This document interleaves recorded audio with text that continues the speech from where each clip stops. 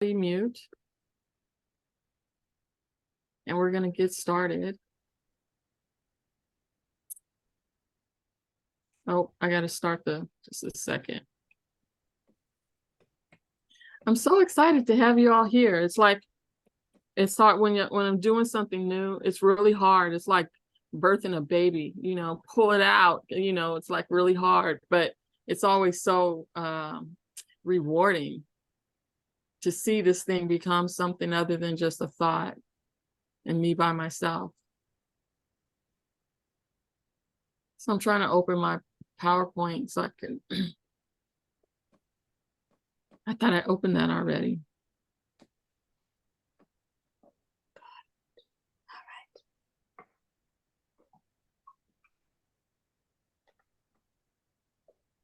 So how many, maybe the ones that answer this, who are the ones that haven't taken my class before? Just the one lady, or is there a lot of you?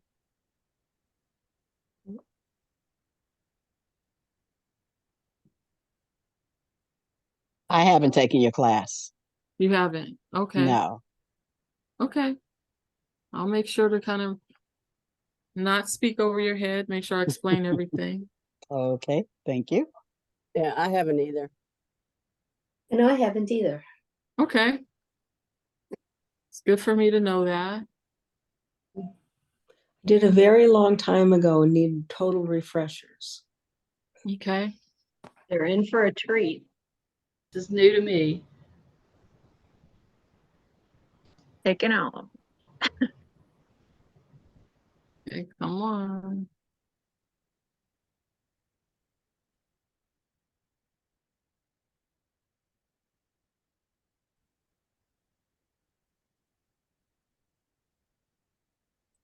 Wait a minute.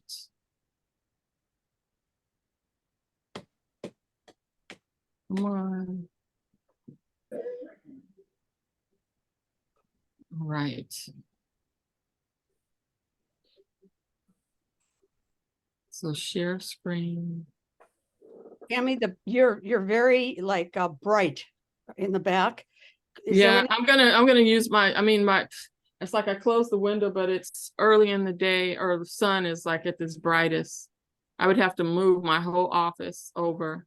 I can't do that right now. I was cover that window. This stuff from the last minute. I would have moved it, but the next class won't be in this room. So it'll be better next time. But it doesn't. Most of the presentation will be from my. Don't worry. Carrie, this is new to you after owning the program for 10 years. Oh, we got to get you started, honey. Let me see, share screen.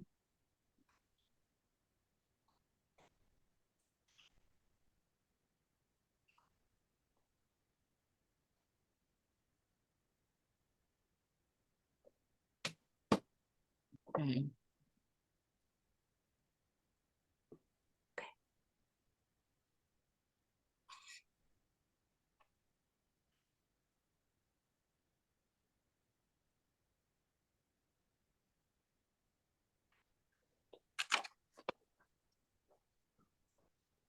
And stop.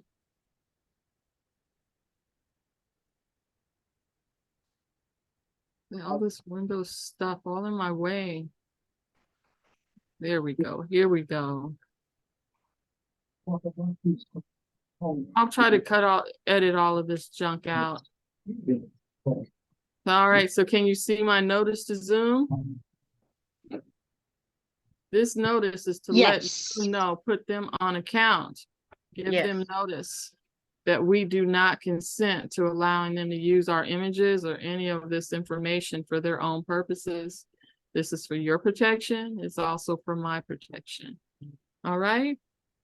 So Zoom, you can't use our images. All right, this is Tammy from howtosewart.com, and we're going to talk about the dynamic crystallized photo technique. And I am so excited. And the first thing I want to show you, give you a little glimpse of, is all the patterns we did and just how beautiful they became, or they came out. It's like so exciting to see what can be done, you know, because this allowed me, making all these patterns allowed me to do all types of images, you know, with different type of lights, different type of coloring, different type of everything. And it's just surprising to me. Look at that cat. It's so cute. You know, some people had double people in there. And this one with the dog was amazing. So, I mean, I learned a lot, you know, by the experience of doing so many pictures. You should be allowed to say the words. I know someone still has their mic open. I could hear it. So if you- Miss Tammy, if you want to make me a co-host, I can mute people for you so you can just do the presentation. Oopsies. I didn't mean to go forward. I gotta find who that is and figure out how to do this. First, let me figure out who this is that's making the noise. Then I'll figure out how to make. Come on. It looks like Margaret.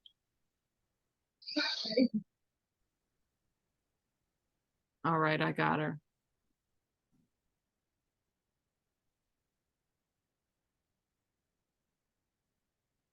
All right, it kept jumping ahead. Let's go back. I don't think we saw them all.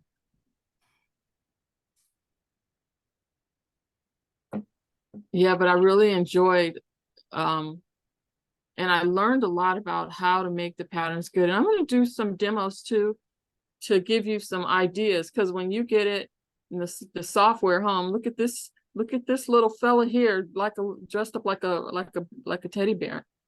But I learned some things about exactly how to get an image looking really good without having too many squares, more than what's necessary. Because you want what you need, and you don't need the extra, because the extra just add complications for no good reason. But I'm going to show you what I learned in doing all these things. I spent a lot of hours making these patterns.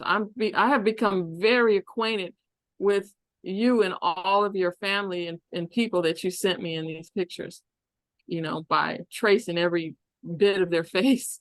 But again, I'm going to do demo and give you some of the tips so that you can get the same kind of results in making your patterns, because it's dynamic.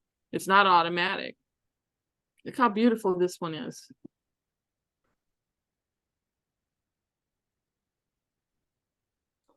That's my puppy. I mean, you guys think they're beautiful too? Yep. Oh, yeah.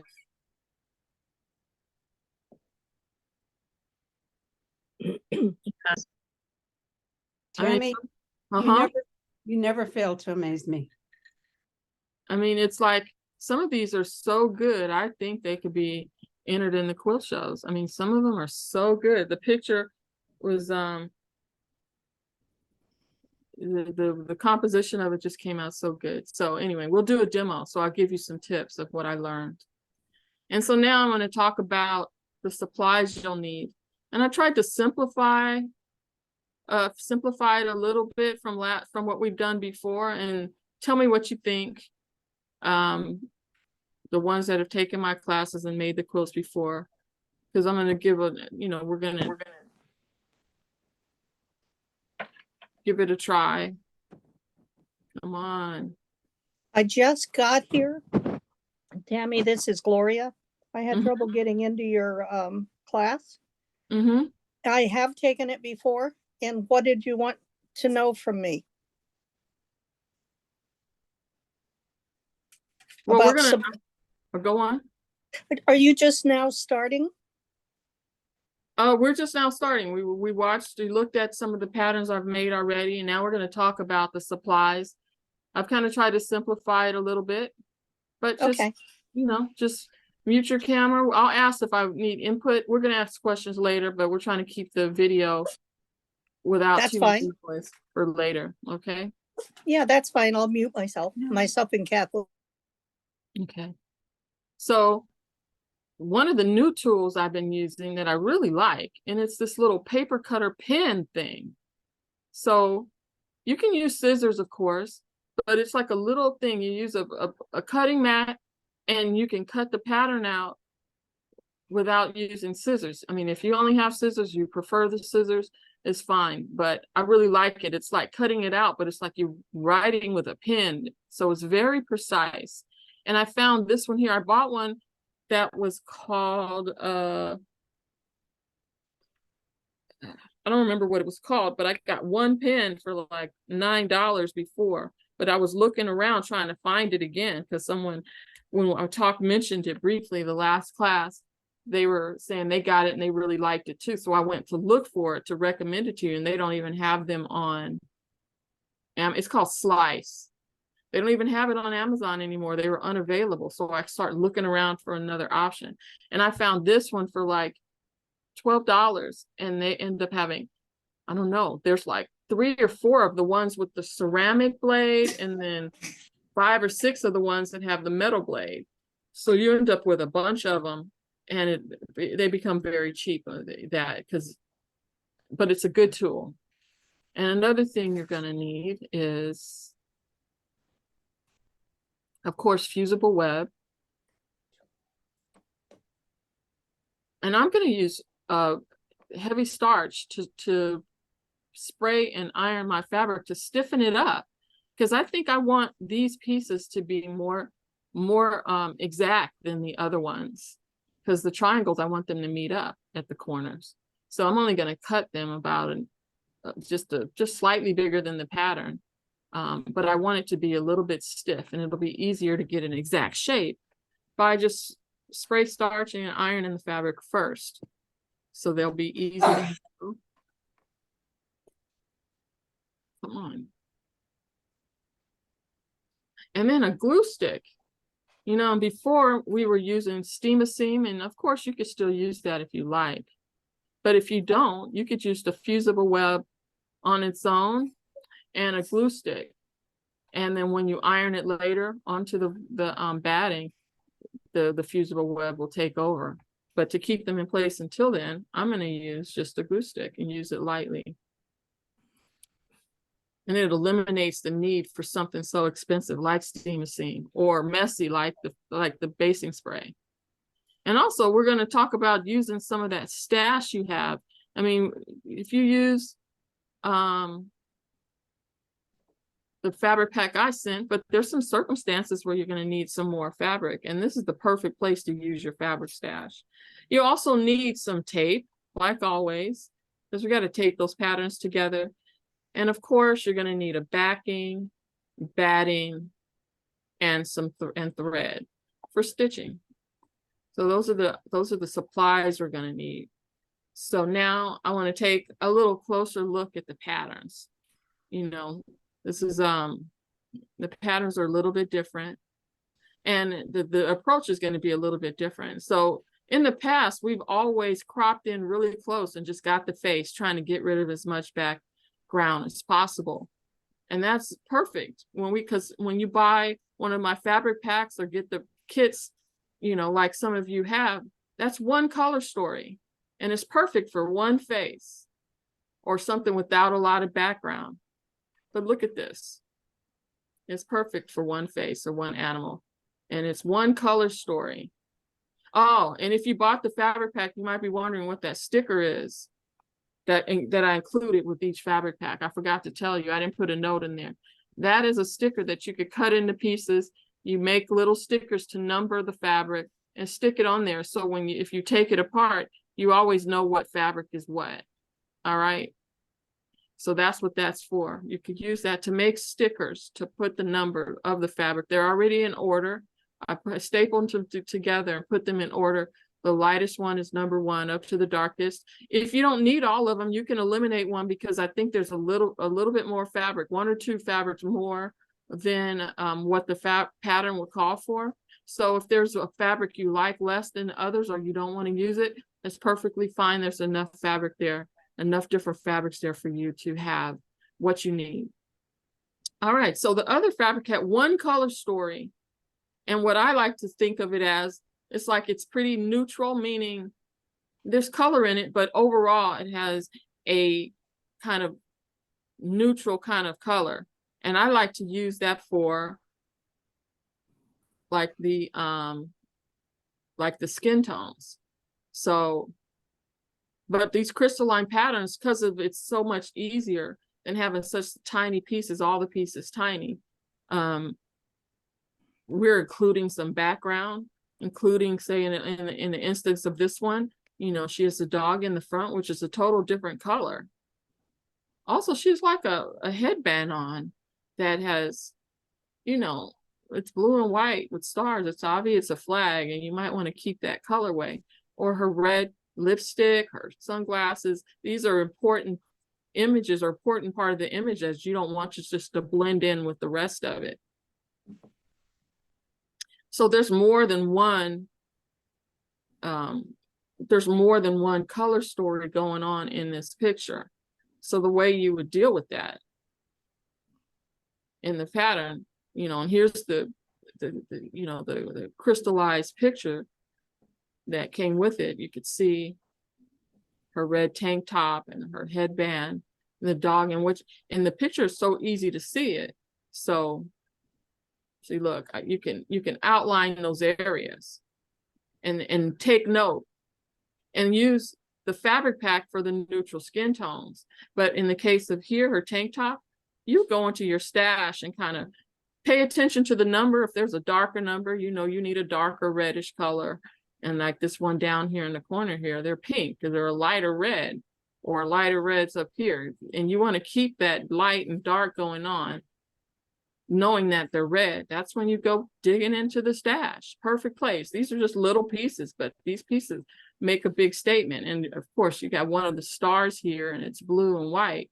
We want that to stay that way. And the dog, he's slightly different, but we can use that fabric pack and use it as the neutral skin tones. But if your picture calls for more than just a face without the background, you could go dig into your stash to fill in all those colors without having to. I mean, I'm sure you all have a nice collection of fabric. I know I do.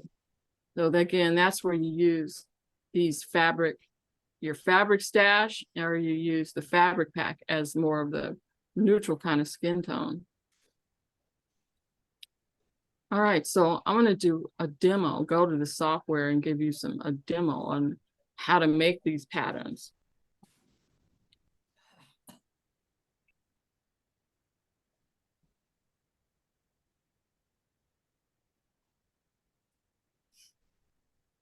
And so here's the software. And I pulled up this kitty. So to do this, you would go to import image, and you would navigate towards wherever you saved your pictures. And I've already chosen this kitty here.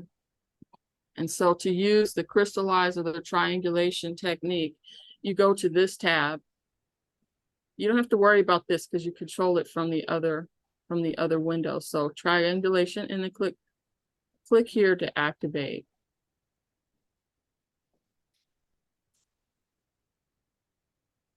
And like on this one, we use 16. So I did 16. And you kind of outline the image. So we start with the ears. And you know, that's always really important to, you know, it's a computer. They're not as smart as they want you to think they are. And then I'm just going around the edges, and I'm paying attention to the markings, because if you're doing an animal and they have certain markings, those pieces there would be the color that's underneath. So it gives it more to work with. And then I'll continue around the ear. You don't want to like do them too close together, because then the pieces will be really small. And you can tell if you need to add more pieces. I'll show you. So as you go, you can check and see what the results are going to be by clicking this box results. Right now I'm working in mesh. So you can see there what it's looking like. So you switch back and forth. And so let me show you how to do the eye, because the eyes are very important.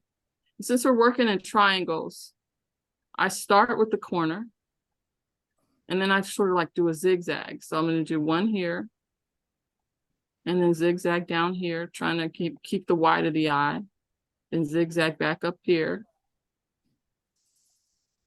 then zigzag down here, then back up here, following the shape.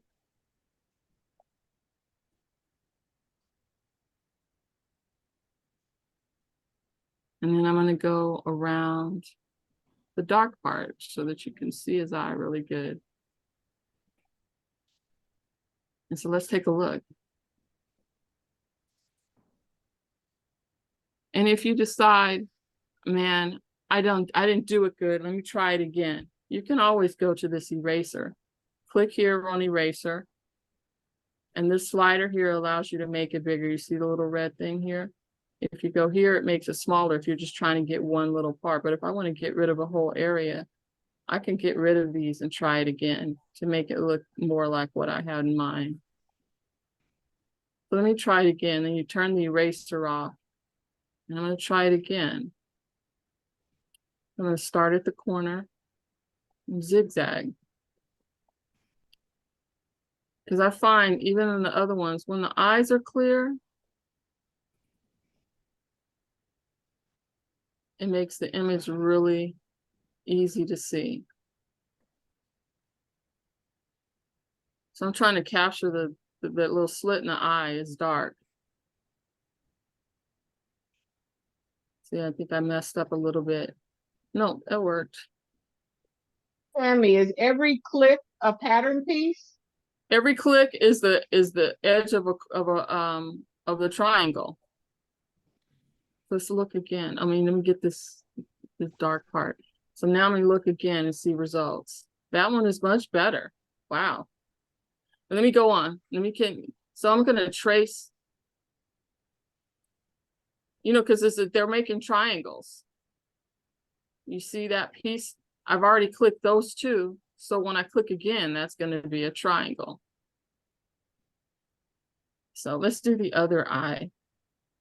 Click, zigzag, up, down, up, down, up, down. And where I click is inside that area to form that eye. And I'm going to go back because it has this dark around the bottom of the eye.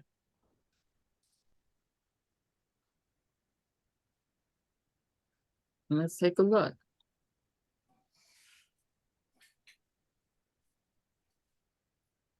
Go back to mesh. I'm going to get his little nose.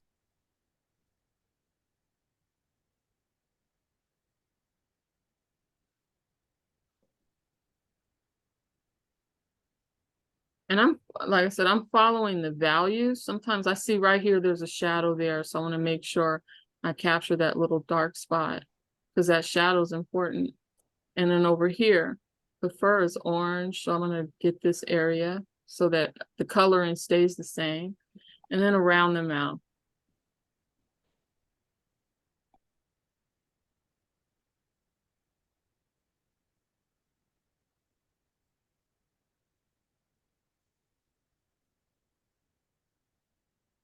Then there's this area down the bottom. And here's a dark spot here. And I didn't catch around the bottom, around here. You're following the shadows, you're following the colors, following, and look at this. You see how it's automatically going down to the corner, but the fur is going this way. So you could pull it that way. So that it's going in the same direction. If I put it here, click there, then the pieces go that way. So do the same thing here, just kind of make them change direction. Since it's dynamic, you can. And so let's take a look again, the results. See, it's starting to look like him. I think that when you look, you can also see, okay, there's not enough pieces here. It just looks like, so I'm going to go back and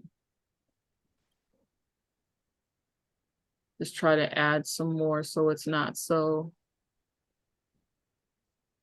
all the pieces are the same. And then there's inside of this ear. I'm almost finished.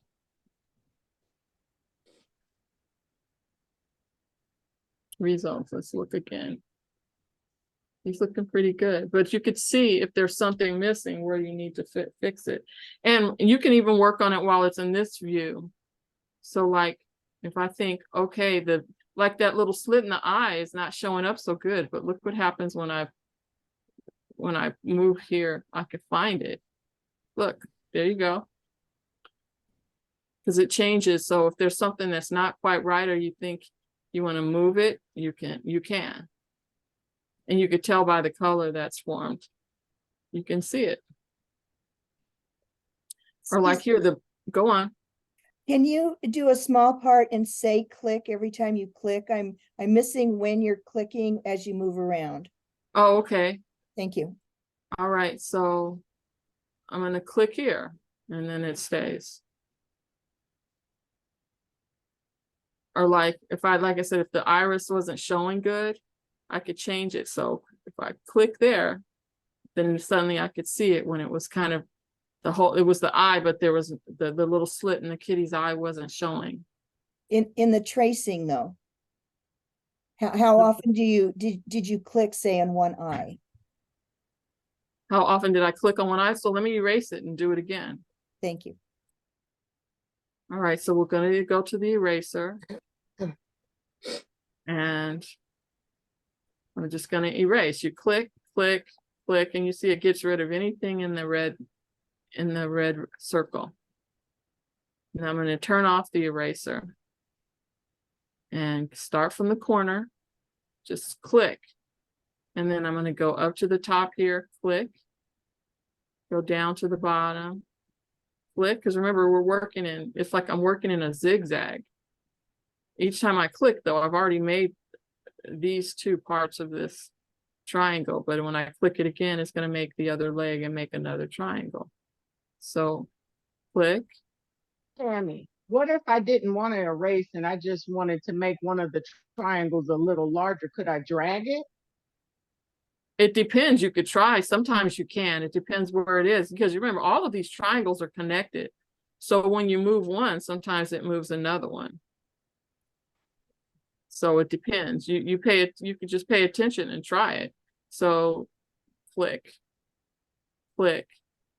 Tammy, is there a way to periodically save so that you can go back to one that you were kind of satisfied with? No, there's no saving in the middle. Okay. There's no saving in the middle. And so you see, I did that here. And so let's see the results. All right, see, I can't see the iris, but look, while it's in this view, I can make sure, see how I can move around and it's like the cursor is reacting to what's underneath it. So you don't have to click it until you want to keep it there. So I think I want the iris there. I'm going to click it. And then now I can see that iris, which is really great. So you can work in this view where you're actually tracing. But then here, when you're working in this view, you're just kind of making it better by visually, because you can see if what you're trying to see is showing up. So like I haven't traced under the eye yet, but if I go into this view, I can find it anyway. See, click, click. So if you can't save during your work, that means that if you go and you make a design and when it prints out you don't like it, you can't go back and edit the file, huh? No, you can't have to start all over. Yeah, you have to start over. But you could save it though. See, like when I push save image, this save image will save this view with the color, and when you click save pattern, it'll save the pattern with the numbers in it. So if I save this image, mm-hmm. Can I go back to the image and make some more changes? No. I might be able to ask him if he could do that. Yeah, that would be a very, very good enhancement, because you may think it looks good, and then when you print out the pattern, you see 1,000 numbers all on top of each other that you can't do anything with. Well, I mean, And and you I might had want to that go make change some too. changes to it. Well, I mean, that's why you just kind of like, let me do it again. Let me start over. Let me try a different picture. Let's start with a different picture, okay? It would be nice to be able to edit the picture. Yeah. I mean, because you're gonna make mistakes, and it'll be a shame. I spend an hour and I make one little change and I can't fix it. You know? Well, I mean, like I said, I did 60, 70 patterns. And I have one from you, which I would like to make a little change to. Yeah. Let me see, which one do we want to do?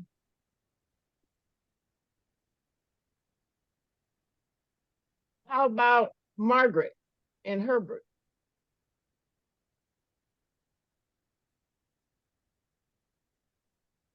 Pastor.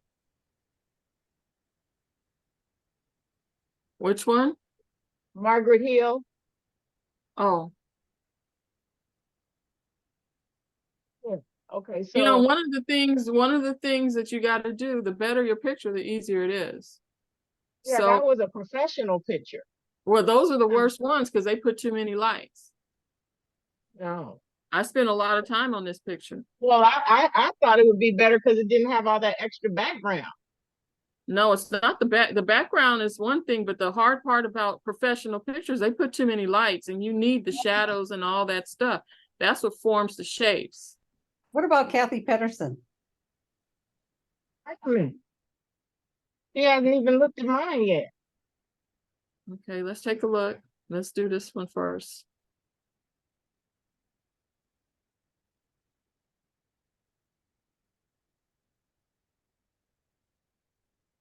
Kathy Pedersen, you're next. So, what portion of it are you Well, questioning? when I got the picture, you see how his nose is kind of pointy? Well, it came out real round and bulbous. Right, because they've altered these pictures. First of all, they put lights everywhere. And then they've done something to alter the pictures. You need it just like it is the way you really see it. If they've messed around with the lights and shadows and smoothed out stuff, there's no way to capture what's really there because they got rid of it. I see. I mean, I struggled with this picture because of it. The worst pictures, I mean, they're not worse to look at just like this. But if you're trying to capture, I sent you some other kind of pictures. I thought because I thought you said send us clean pictures. Well, clean pictures doesn't mean from a photographer. They do too much. They alter the pictures. You understand? Let me see. Let me show you there's one. I understand what you're saying. I mean, because I have a whole bunch of pictures that I took. I just thought you didn't want any extra background and all that. Oh no, we can deal with the background. The background is not the most important thing. Is the people, and you know, which portion of this you're talking about his nose. Okay, let's try to do his nose. Okay. All right. So I would follow the light or this, you see where the light and the dark changes? Yes. So I would do that because that's going to be, or there's like a light spot right there. And we know that this is like the edge of his nose. And there's like a shadow right here. And I'm trying not to make it a many billions of little pieces, so many pieces that it's going to make it really big.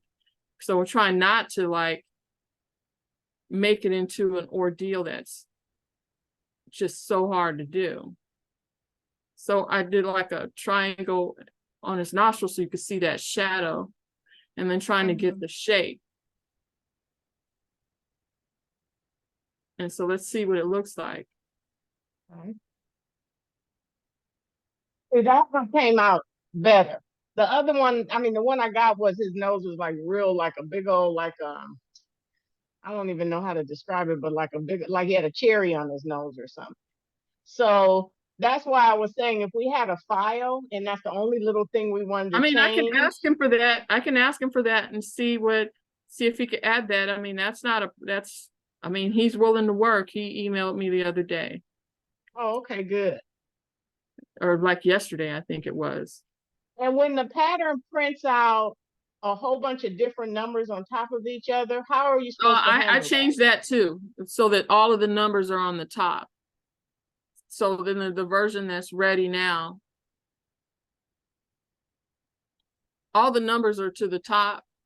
That the how to sew art image is lighter and pushed to the back, and the numbers are slightly bigger and darker. But I want to ask him to put that function in so that we can call up these things and work on it again later. So I'll give that. There will be no, if when you upgrade that, there will be no charge for that. That's still, I'm considering that within this version. Okay. But again, what I'm trying to do is like trying not to make it. See, the problem is, again, when they get rid of the real shadows and lights and mess around with them, you have to do a whole lot more little pieces to do this, and you're going to have to make it really big to be able to get in and make all those little pieces. It's better when you don't, it's better just to use a natural picture with natural light. Because there's a shadow. If you put a shadow like the sunlight coming from one side, all the shadows are going to be on one, or kind of coming, it's going to be softer, and they're going to be coming from one side. They have lights all over the place, so the shadows are all confused. And then they went in with the computer, Photoshop or something, and smoothed this out and lightened that up, and they did all kind of everything on this picture. And it's fine to look at the picture as it is, but to do this, they've confused all the stuff.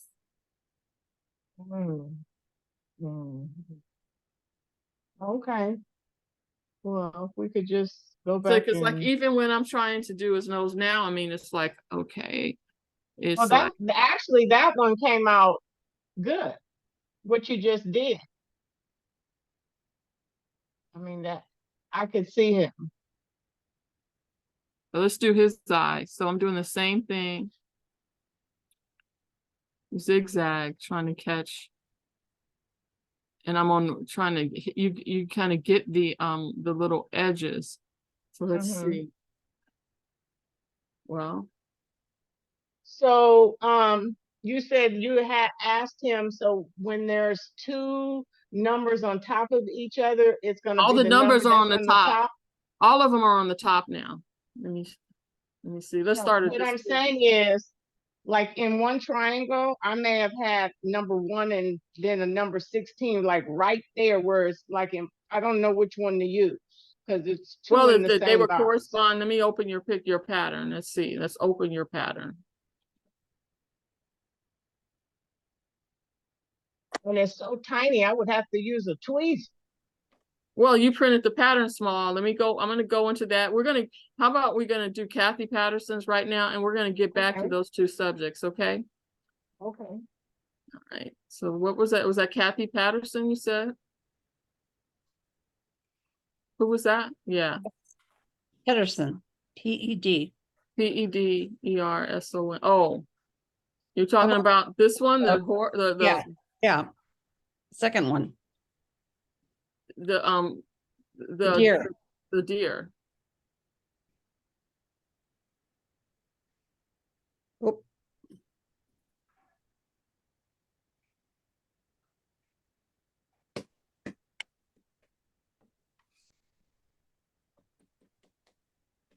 These look like you bought them from online somewhere. That's right. I have a license. Yeah, I mean, it's not that. It's like, they've manipulated these pictures too. I did the best I could. But let's take it in there. What was your request?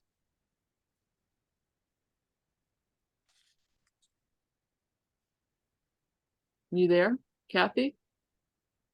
How can I make a difference between the background and the deer? Oh, see, the difference between the background is because the background is almost the same. I mean, what you could do is when you do the pattern, you find the edges. And the edges, because I traced the edges, so there's going to be a line where that is. You just change the fabric that you use so that the background is not the same value. You can Okay. ignore those numbers on the background and make it whatever colors you want. Okay, There's no thank- way to do it on here because that's the background that was there. But when you like create the pattern, you know, there's going to automatically be a difference between, you see I'm tracing the edge. That line is going to be there, and it's going to be visually able to be seen. Okay, thank you.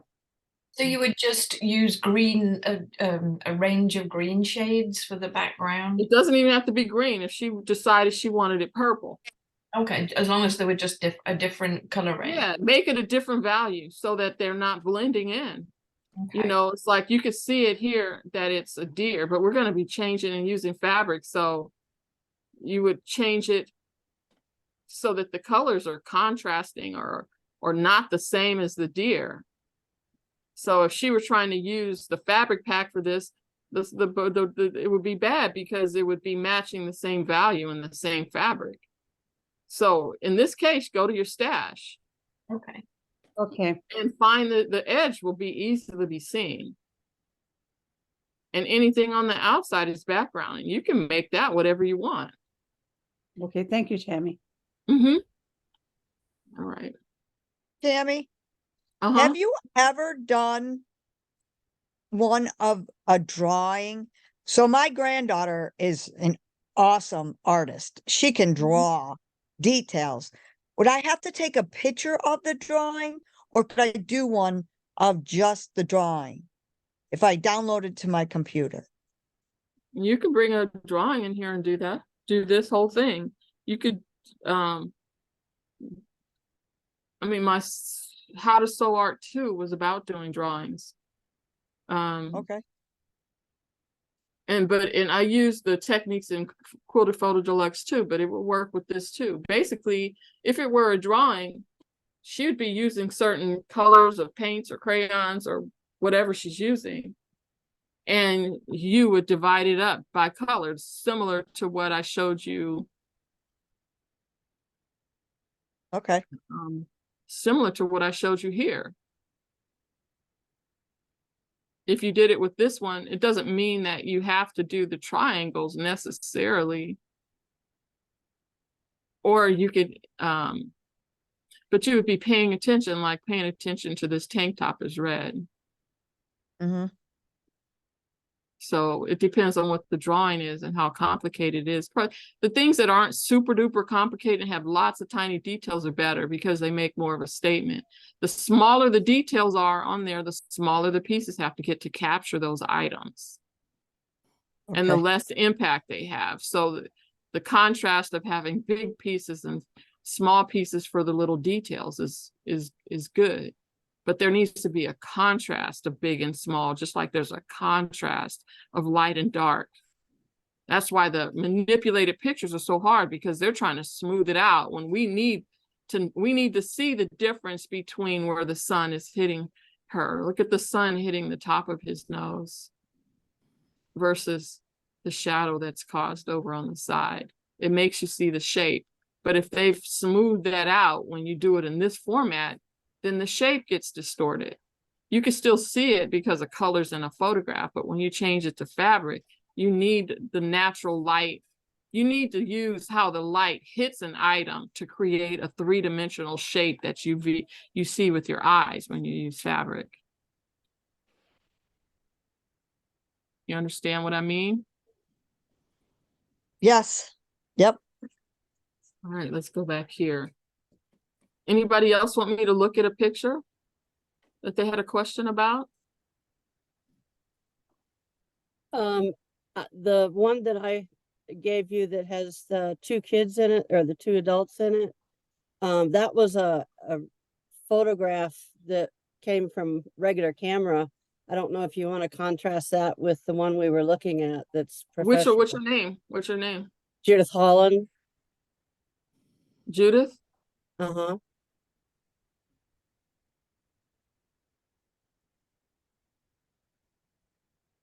not that one. I must have been on the other folder. Let me see.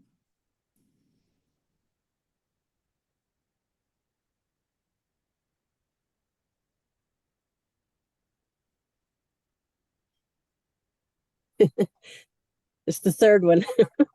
Yeah, no, he's beautiful. That one came out so good. This one. There. Yeah. I don't know if that's any good, but it's a regular photo. It is. It's just a normal photo and it came out really good. Let's take it in. You know, the sun is the light. So all of the light is coming from the same place. And there's shadows forming, and those shadows are good. Those shadows are what causes you to see the real face. So you don't have to go to a studio and have some professional photographer mess around with it, because they interrupt the natural light. So the one thing I was worried about was if you look at her eyes, it all seems so dark. Can they get any distinctions? Well, I mean, you could tell what it is. So like, I mean, let's open the pattern. I mean, it took a long time to do this one. I can't do it that fast because it's like there's a lot here to trace and make clear. So I mean, I hope you guys understand, when I did those things for the discounted rate, boy, I had to work for that, man. I worked for that. I know all of your people. I remember their faces. But let's open that pattern and look at it, and I'll show you what you could do. And this applies for everybody. Judith Holland. I'll open. So, I mean, the fact that you can see what and where everything is. So if you think her eyes are a little bit too dark and like the corner, like the white of her eye is not bright enough, you can make that piece a little bit lighter than it calls for to make it add a little bit of brightness. Don't go too far, because then it'll look like you took a crayon and just drew some white in there. Don't go just white, but go like a couple of shades lighter than it calls for. Let's see, where is it? Tammy, I noticed in the pattern that you sent, even though some of the triangles are the same number, they look like different colors on the picture that you sent. Do you know what I mean?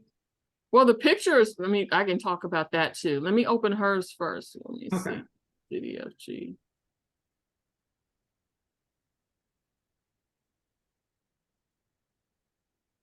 You really have two patterns. Well, let me see. Finish. Judith Holland.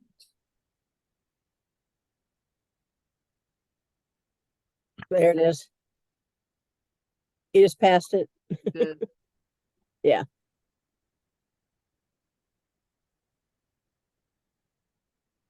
Yeah, but you could tell like, and then so the whites of their eyes, you could see the pieces are a little bit lighter and darker. You can go in and add a little triangle there, and you can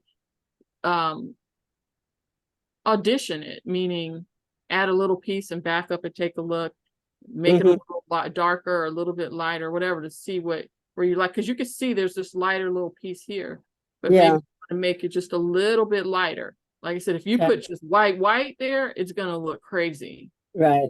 Tammy, I thought you said we couldn't use a saved file and change it. Well, no, you could do it physically when you're putting the fabrics together. There's, after you make the pattern, you don't have to, there's no law that says you have to. This is art.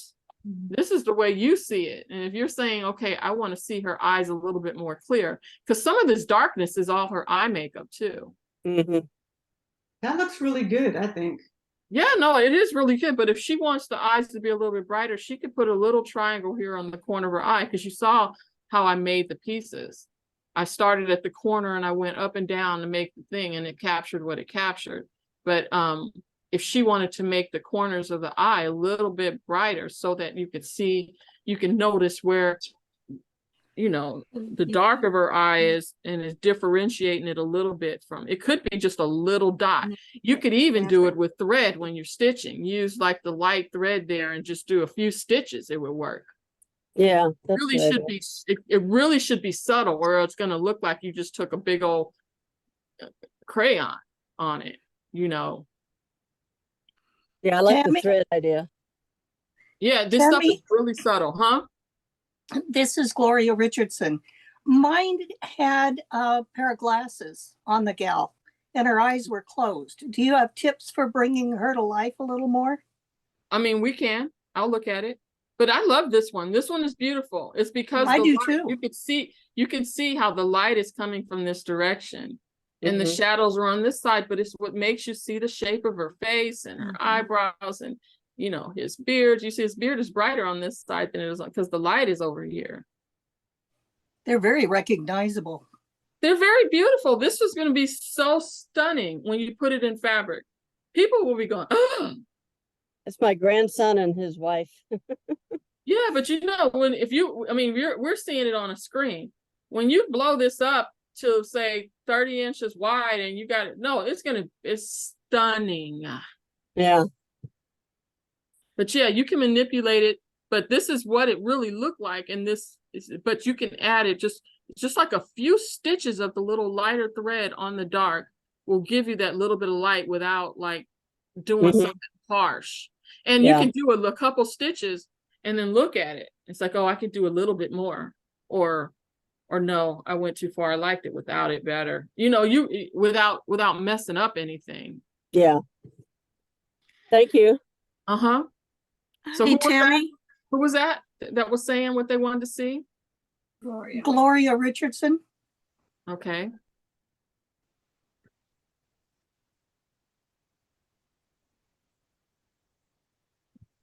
I'm glad I named all these files your names. There she is. Yeah. Because boy, this would have been horrible trying to figure it out. Yeah, there was a lot going on in this picture. I took a number of pictures of this lady, but that's the best the hard one. part is her pictures, her eyes aren't even showing in the glass. Yeah. Really, you see the legs of someone taking the picture or someone standing in front of her. That's true. One thing I would change if you make this one more like this. I'm thinking of lightening up the left lens like the right lens is, or the other way around. You can do that. You can do that. I don't want to see the legs. And I do want to see her eyes. You know it's a lens, and you know it works on this one. Let's look at the actual, the other one, Gloria Richardson. Yeah, you're allowed to manipulate it like that. You know, there's no. I'm going to do a lot of thread painting on it. Like for instance, you know, it would be weird to make lots of little pieces trying to capture the. I don't know if this is rice that fell on her head. Why would you do this? You know, so. Oh no, I'll do that with some kind of embellishment. Yeah, that's better that way, because then it's recognizable. But in the fabric, it was like, no, I would have to make so many little pieces, and it was still just like look like a weird mess on her forehead. But if you did it in thread or in some other embellishment, you can make it look like what it's supposed to be. Yeah, I can use thread painting on it, and I may even use some painting. I do that on some pieces too. Yeah. I really like the way it came out, except the glasses. Yeah, then change it. If you like the way this one, the other lens looked, then you can definitely know that you can do something similar, do the same sort of thing, and it'll get rid of those legs, because I'm sure there's darkness right here, and you just like, what is that? Well, it's because even looking at the photograph, you could barely tell that it's somebody's legs. It's just guessing that that's what it is. But. Yeah, it just looks odd. It's a Buddhist nun praying. Oh, so she's not going to have her eyes open. Right. But anyway, I can work it from what you gave me, other than that one and lens. you can see, like, you could see here that that her eyes are closed, but like you can extend the dark, like on the lid, on the edge of her, like where here a little bit, and continue her lid down to meet it. It would just be a little bit there. You know, you do the same thing over here, just to make it her eyes more visible fully, instead of being totally cut off, because this is glass. Yeah. In theory, you should be able to see that. So you can fill it in if you want. It would just be a little bit. Again, it's another one of those things that would be really subtle. You don't really have to do that much. Don't be too heavy-handed, because it will be visible if you were just, again, use the dark to continue the dark right here just slightly, and bring that eyelid back down a little bit. Yeah, to make it obvious that it's an eyelid. Because Right. the way it came Right. out with the crystallization, you can't really tell that well that the eyelids are there. Right. This is where you use Huh. thread and embellishment. Yeah, and a little bit of paint. Get a Lots little bit of paint if you want, if that's what you Yeah. do. Yeah. I mean, because the alternative is making way more pieces, and then the more pieces it gets complicated, and that complicated doesn't translate to better. Oh, no, I agree with you. I will Yeah. use this as a base and Yeah, go to from the there. base. So, fine. Yeah, Right. And you can bring in those details that kind of, you know, just make it a little bit more clear. That's a perfect way to use that. yeah. But thank you for doing the pattern. I think she's awesome. Yeah. Appreciate it. Hey Tammy, this is Mindy. I had a question on my puppy dog. Okay. Mindy. Yeah, Mindy, Missouri. I don't know if you've been able to pronounce my last name, Klinkenbeard. This in the other folder.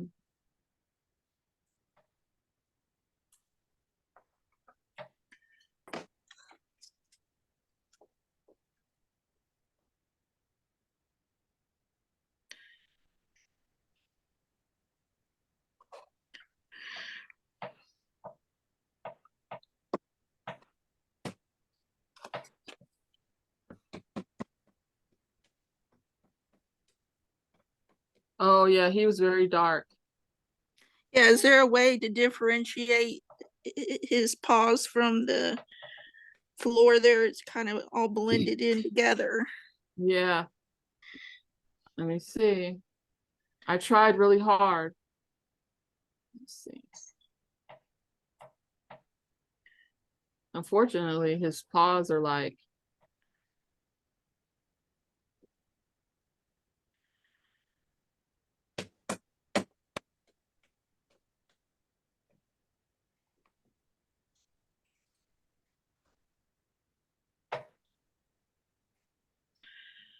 you don't have any other pictures of him? Yes, but that seemed to have the best facial expression on him. But yes, I do.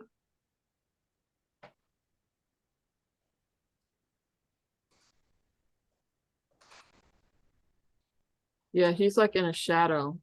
Again, this is another case of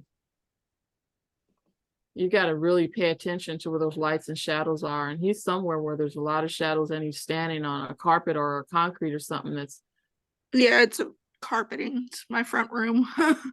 Only have one window in my front room, and it's not very bright. I mean, it's like we have to understand when we're dealing with photos that we like, then we have to deal with whatever's in that photograph if you can't make another one. I mean, could you not manipulate it in photo software to get more contrast first? Sometimes. I mean, see his paw. Let me see. I need more. Let me see. I mean, part of it is, okay, when you trace it, you trace his head separately so that there is a line so you could see, and you trace the outside of it so that you could tell what's where. And then when you pick fabric to use to fill in the pieces, you can physically change it by making this background a different color or something. Okay. Because there's really it seems like it's very hard. There's not much to capture. I'm trying. Yeah. But the more pieces I add, the more complicated without it adding any. Okay. I'll just try it. Maybe you know what I mean? It's just not adding, anything. Just a darker contrast maybe in the middle. I mean, basically you would see his paws better if this whole carpet wasn't this color. So change it, because I traced him. So you'll be able to find the edges of his whole body, everything. Okay. And you know what I mean?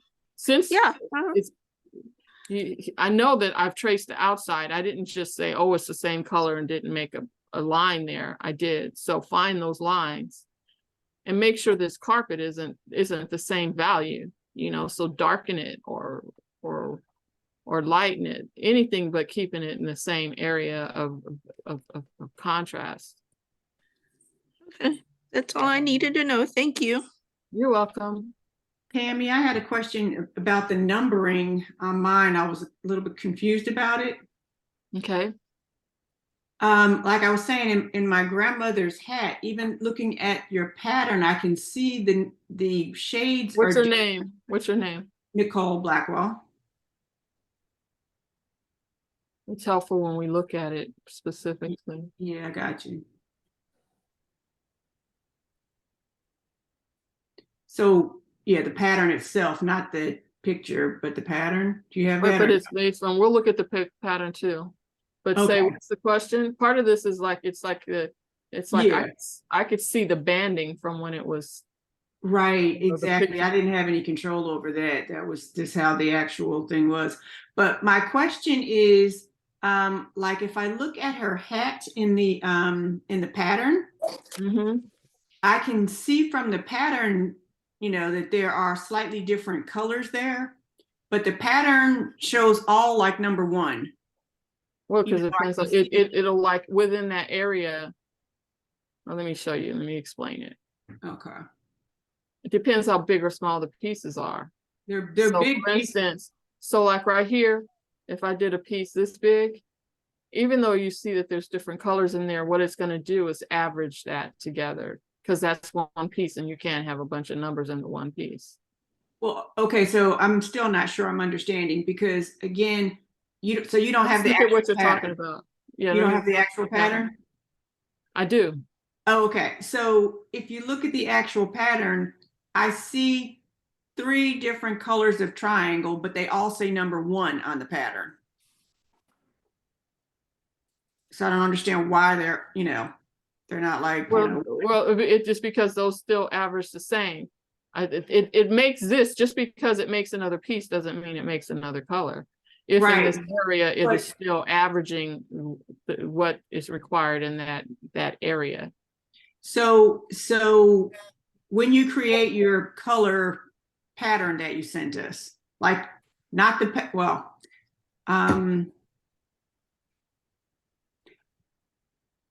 yeah, when you create, I'm just confused as to why the numbers aren't the same. Well, I guess I don't know how to ask the question if you don't bring up the pattern itself. Okay, I'll bring it up. Oh, okay. Because I think my question will be clearer, or it'll be clearer to me if you bring up the pattern. Nicole. So I think what she said was the colors are so close, the computer couldn't determine that there was more shadows, so it made it all the same. It just it averaged whatever's in that area. So there's mostly that. So that's the number it shows. Yeah, but what I'm trying to say is, then why on the picture that you sent, like not the numbered pattern with the numbers on it. The numbered one, I make it so that it's 16, so that we can use, because that's like a black and white picture. The one with all the colors, yours only had 16 because your picture didn't have it. It's pretty much your monotone, yeah. Yeah. But what I'm saying is, when you send the picture of what it's supposed to look like. Right, I'm gonna open them both. Okay. So is the number the value, not the color? Is the number is the value? Yeah. Basically the Right. value. Right. The number is the value. So and you if can have want to do the actual colors, so you can actually, if you wanted to, just cut the color one apart and use it as a pattern and follow it visually. Oh, okay. Do you understand what I mean? Yeah, I think maybe that's where the confusion is that she's seeing different colors, but they both have a value of 1. Right. If you want to do it with 16, you couldn't do the color one and be sure that it was 16. You need to be, if you're going to pick, because what part of it makes this easier and not just something impossible. The computer can pick 1 million colors. I understand. But you need a way to narrow that down. And so you could choose, I want it to be confined to this many values. And then you divide up the area and said, okay, I'm going to use these values, but I'm going to restrict myself in red in this area because her t-shirt is red. Right, but my understanding, which may be incorrect, was that the picture that you sent back from the pattern was based on either the 16 choices, color choices, or the 17, whatever it was that you chose as the number of color choices. That's That the was number of values. the number of my stuff values. is- Not- My right, stuff is number of always values. based upon values. Let me see. I mean, I think that picture is really, really cute, actually, your picture. Well, thank you. I think it came out well, but I still have the question. You're just trying to understand, Exactly, you know. I'm trying to understand. You're trying to understand. But she's really Me cute, too. her little hat and stuff. Because what's the difference between values? Okay, you say it's like you did 16 for me, and I have They're all 16 16. sheets of. Okay, so I have 16 sheets of fabric. Right, and different those are values. 16 values. So you're talking Okay. about here? So yeah, so do you see the large triangle at the very top, right? Right. Okay, so that's a number 2, and next to it, there's a number 1. All 3 of these there are all number 1, even though I see a difference Because this color one is not restricted to 16. Okay. Who knows how many are in here? This is really Okay. like a color story that you can follow. It doesn't apply to you as much because your picture is monotone. Okay. But listen, if you know really what you want to capture and make sure you get right is the face. But when you're thinking about a hat, if you see here that this one is darker and this is light, this is slightly dark, you can make it do that. You can take clues from this because you can do whatever you want. What you don't want to mess around with is like the eyes and nose and the mouth and the particular things, because you don't want to, because it's more intricate capturing those lights and shadows. Right. I just wanted to make sure that I was making the assumption that my 1 through 16 would also follow through there in the face and everything. Like, I don't want to see, 2 number 1s together when they're actually different. Actually, this one is actually by color. Okay. And the numbered one is restricting it so that you can go to the store and say, I only need 16. Otherwise, if you just took you'd have to have a giant stash and you're trying to match it exactly because it doesn't have a thing to it's picking from the picture, period. Okay. I just want to make sure that, the contour and all of that, the proper shading is going to be. Yeah, if you follow the numbers, it does. Okay. It's just, it's more complicated because we're including hats and backgrounds and colorful tops and all kind of stuff. The more stuff we add in, the more colors are required. Okay. Yeah, I can see her perfectly. I just wanted to make sure I was. She's very cute and I love her glasses and everything. If you Thank follow the numbers, you can follow and make sure you do her skin with the color pack and change everything else in there, because you can make her hat one color, the background another, her shirt another color. Right. The thing that's important is just the face. That would make her face stand out more if I kind of did the others in some other. Absolutely, because this picture is monotone, so you kind of can make it not so monotone by, I mean, she's so cute. Yeah, I think that's a great idea. Yeah, we're making art. We're not a photocopy machine. We need a strong base, and where to comply with the base, and where you can give your own ideas and colors and thread and stuff. Right. This is how to sew art. This is not how to copy. We're trying how to sew art. So how are we going to bring our art into it? Tammy. Tammy, this is Nancy. I have a question about my mule. The white mule. I have some pieces that are so small. Like, well, I it have depends one on how this- big you pick it. I mean, it's like, let me see, Nancy. I did it 200. 200. How big is it? How big does it measure? Hold on for a minute.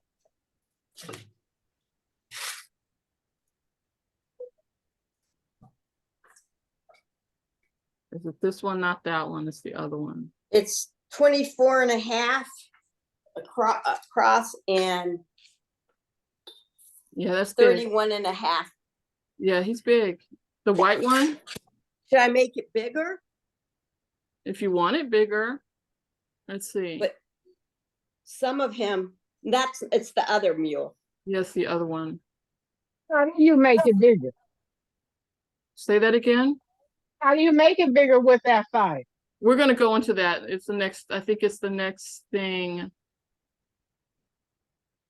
Yeah, it's the next thing on the presentation. Tammy, I have one quick question. Uh-huh. You said most of the values were 16 in total. Mm-hmm. Both of my pictures had 21, so can I minimize the number? Let me see. This is 21. Cynthia Go Million. Because one was Let me the black finish with Nancy first. Let me finish with Nancy first and then talk to me again because I'm trying to I'm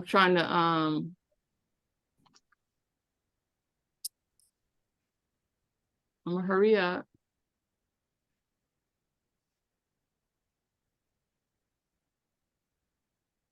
There we go. Yeah, that one.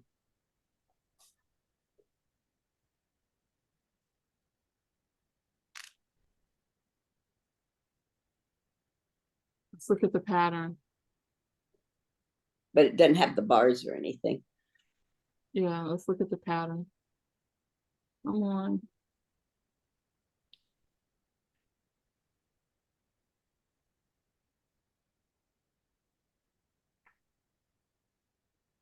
Are you guys learning something?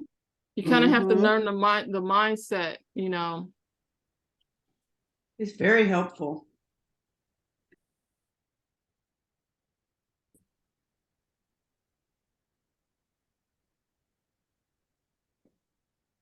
I mean, some of these patterns look so good.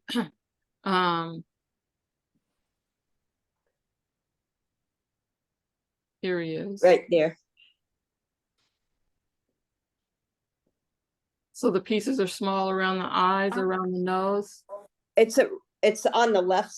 Well, if you're looking at him, it's the left side, some of the background, and then I have one piece by his nose up a little ways, and that doesn't even have a number. Here? No, on the other side.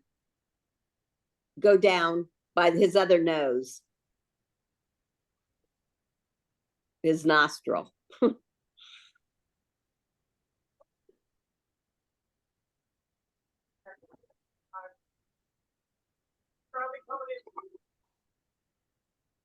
Let's look at the pattern.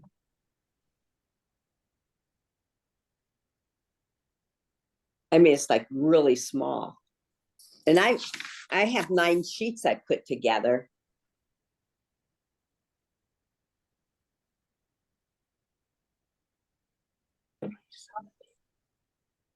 Oh, okay. It's like way down. Down here? To the right by, yeah, it's by a number 9 background. Right there. I think it's right around there. Right here? Oh, this one right here. Yeah, that one. Oh, I mean, I would make it either the same as this 14 or 13. Oh, you would? Okay. And then this on the left And I hand changed side, it the to- first line Hmm? is real small. Yeah, I mean, if Numbers. it's that small, you're not even going to notice it very much. I would just pick one or the other. Oh, okay. Okay, I just wanted to check with you. Thank you. Uh-huh. Hi, this is Maria. Can I ask a very quick question? Sure. Sure. Okay. What is, I've never done this before. What is the best size to enlarge these things to? Well, we're going to talk about that next. Let me go. Oh. That's going to be next about the size. So who was the lady who was just asking the question before this? It was me, Cynthia Go Million. Sorry, Cynthia. Oh, that's okay. I'm getting old, and if I don't ask right away, I'll forget. Yeah. Understand. Cynthia. Oh, yeah. That had 21 value, a value of 21. It had 21. It Mhm, could have but- been, it could have been that I forgot to change the number. Okay. You can narrow it down by, say, 20. How many did you want to narrow it down to? I was gonna play with it. I didn't know. I just wanted to know if I could do it because the color Yeah, one you was- can. So like Okay. if you like, you can like combine together like number 6 and 7 or Okay. 9 and 10, and that Okay. becomes one fabric, you know. Okay, because this one was black and white, but I can do the same thing with Yeah, the color. and he came out. I was like, oh man, he's in a car. I don't know, but he came out good too. Let me show you. Let me show everybody else. I mean, you might want to disguise the seat belt and stuff Seatbelt. like that, you know, Mhm. but he came out beautiful too, you know.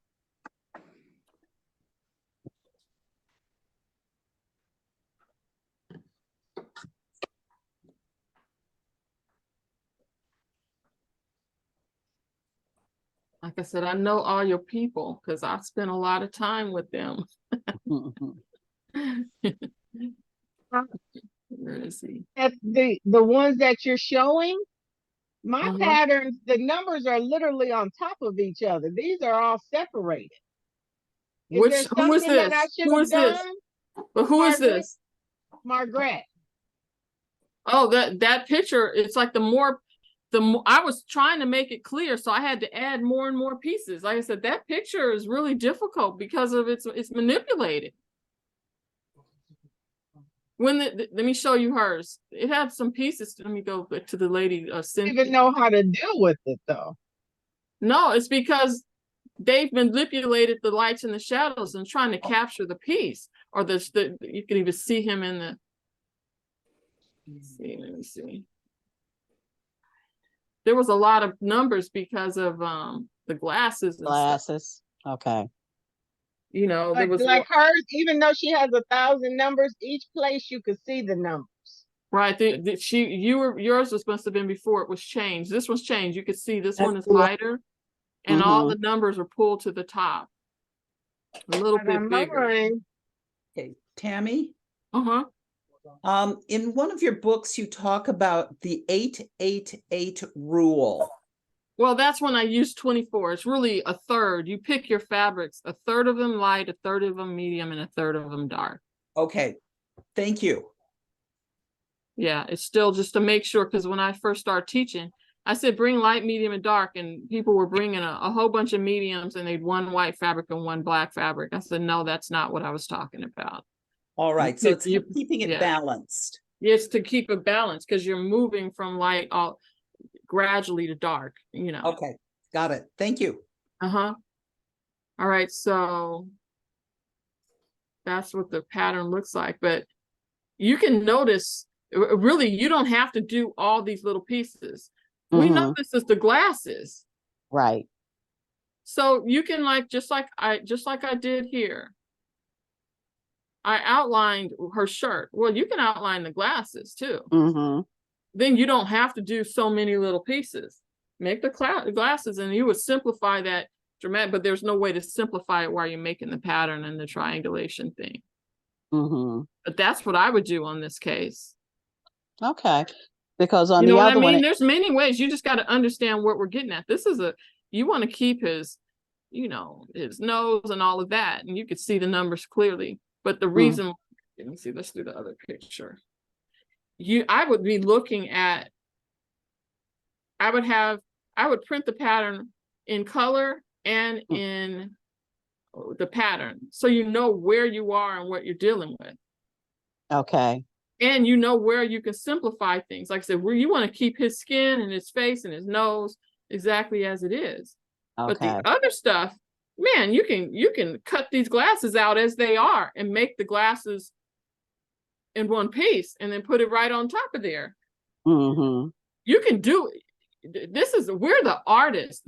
This computer ain't telling us what to do. We're making it do what we needed to do, and then we're using it for our purposes. Makes sense to me. You know what I mean? And so when it was complicated to make this happen, it doesn't mean you have to do it just like that. You can make this one piece. Okay. cut the glasses out and put it on top because it's not required for it to be 50 million pieces. Okay. When I'm making the pattern, the reason why I'm showing you how I made the pattern is we're trying to get the basis of it, like the real things that's the most amazing is capturing this person. It's not capturing the glasses. Right. However, we do want the glasses, but the most important part is getting his face and stuff right. The rest of it is just accessories, you know, all the background and stuff. Let me open the picture so they can see it. Where is it? It's funny, it's like to get, you know, people, it's like, that's one of the things that's important about doing these classes, is to get you in the right mind frame. This program ain't running you. You're using it like a slave to get me what I need. You know, I just need these numbers here. Doesn't mean I have to use them all exactly like that. Oh, it's over here. That's why I can't find it.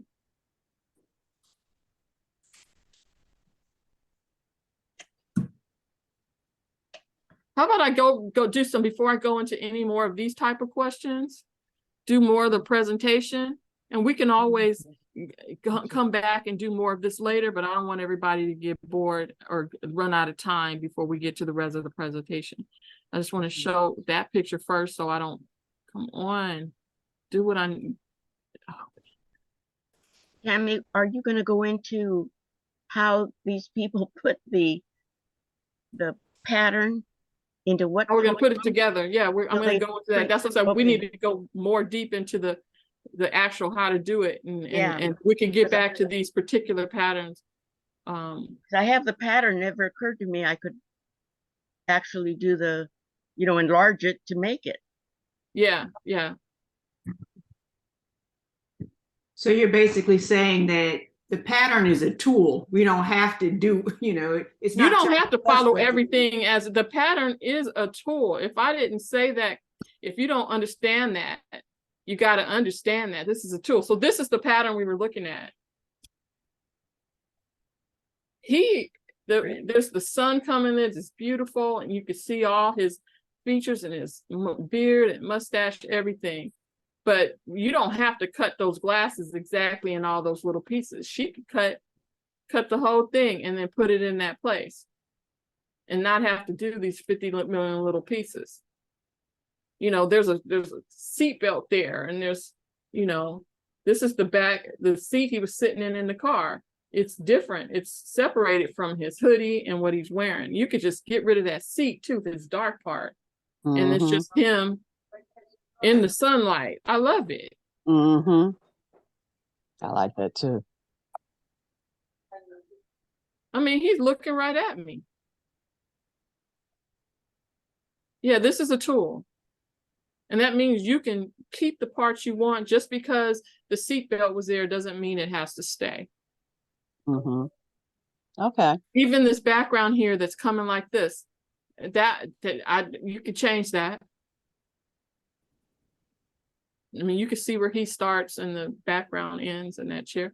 You don't have to keep it just like that. You can like try something else in the background if you want. Because it's not really nothing. This was just the back of the car. It's nothing. You can put what you want. Exactly. So, okay, just before we go back to the rest of the presentation, everybody repeat after me. This is a beautiful tool to let us be able to create art. A beautiful tool to let us create art. You're the artist. You're the artist. I'm the artist. We still should be able to see what the value the computer gave it so we can cut it out though, right? Yeah, you can, but there's some stuff that's more important than other, and it all depends. You know, it's like, again, the better the picture, the easier it is to get bigger pieces. It's easy. Let me show you one last thing. You can just make a million pieces and make them all. My question hasn't gotten answered though, because who is this? Is this Margaret? It's Margaret, because mine doesn't look like that, and right, because your picture doesn't have the information. But it's on. There's 1,000 numbers on top of each other. I could narrow it down and pick. You know, okay, I'm only going to use 16, or I'm going to make. I can try to make it for you again, Margaret. Margaret, I can try to make it for you again, but again, I'm starting with a picture that's not optimal. I mean, the software has been updated since I did that. I mean, if there's going to be, like I said, I cannot interject anything in that picture that's not there. I could do my very best. I and that's not spent my more than, question, Tammy. Tammy, my question isn't you making something there. I'm just trying to decipher the numbers. So if you would look at the numbers, I'm just trying to say, what number do I pick here? Because on my particular okay, one, it doesn't look like theirs. we're gonna come back. We're gonna come back to that because we're gonna come back to that one, and I'm gonna pull up your pattern and we're gonna look at that one. Okay. But we want to go more into the presentation so that everybody doesn't get bored, you know. And at the end, the ones that want to be done with that and go on with their day, they can. So now we're going to talk about printing the pattern. But we're going to come back and I'm going to answer every question. So no worries. So printing the pattern. Thank you. So the first thing you need to make sure you do is download Adobe Acrobat Reader. It's free. If you're trying to make it a bigger size or whatever from some other, just because your browser will open the PDF is not what I mean. We need Adobe Acrobat Reader because it has this function. You open it in Acrobat.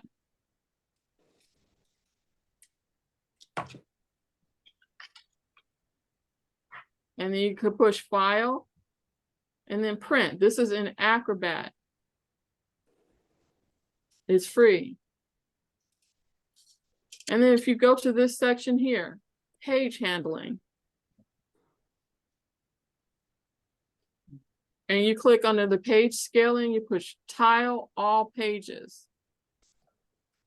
And then here you can select whatever size you want. So I put 200% here.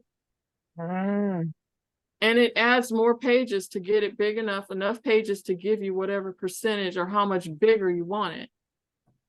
If you don't do this, it's just going to squeeze it all on one sheet of paper. Yeah, it did. And be very small. Wouldn't that also spread out the numbers? So if they were on top of each other, they'd be easier to see? No, it's like that has to do with having a good picture to start with. You know, it's like the more pieces. So it wouldn't make a difference if you made the printout larger. No, but they all would be bigger. You would be able to see it better though. The numbers and everything get bigger all at the same time. But again, it depends on how you make the picture.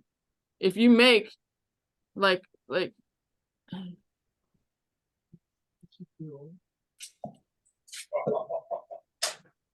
so on a triangulation, I could put, you know, the numbers are going to be far apart if I got just a few see, look on the results, a few pieces. But look what happens when I just make it add more and more.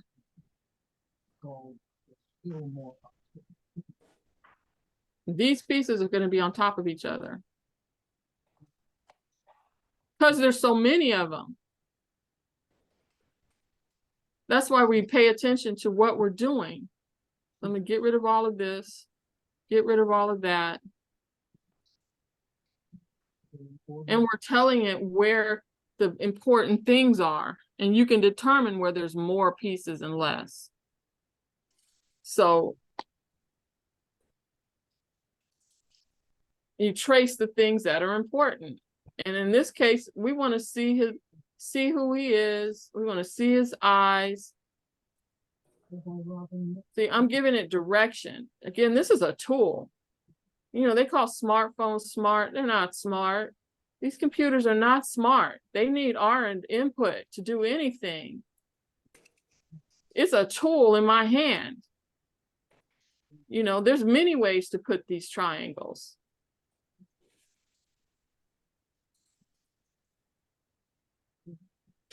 See, let's look at it. You know, it's still nothing yet because I haven't given it enough information to make him clear. But if the picture is not clear to start with, and this makes a difference too. Start with a high quality picture, because if I have a picture of, let me close this. Let me see. Oh, that's just new project. New project.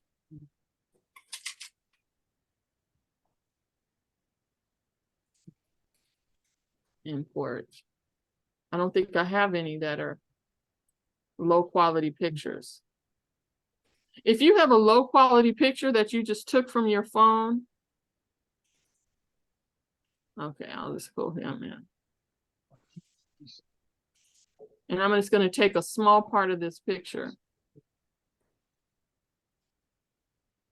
Look how little this is.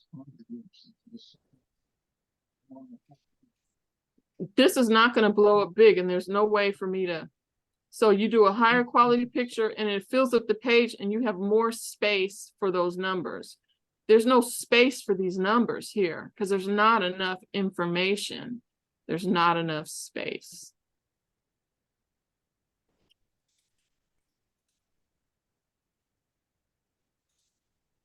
So it's going to be sort of like an impression instead of super detailed. You see how little this is? The pattern is going to come up little because the picture is little. There's almost, I mean, and so, okay, now it's a little bit more. I'm not going into detail, but there's a lot of pieces here. These pieces, the numbers are going to be all on top of each other. So again, this is a tool. It only can start from what you put in and then take instructions given from you. Let me pick the pattern for this. You can see what that looks like. And so first of all, you start with a higher quality picture and it'll fill up the screen here. So you have more, you can add more details. But let me put 16 here, save pattern. I'm going to put it on the desktop. Run my test. Save. And so let me open up my test here.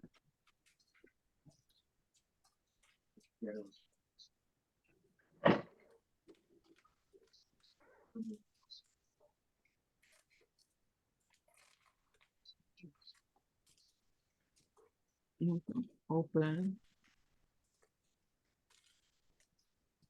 And you can always, if there's something, since you could tell where things are, you can simplify anything and keep the details where you want. And the purpose that's great about it is you could tell what's what. So you know, you keep what's important and you don't keep what's not important.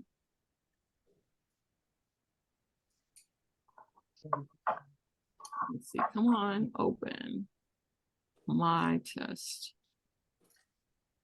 So this is the one I just made.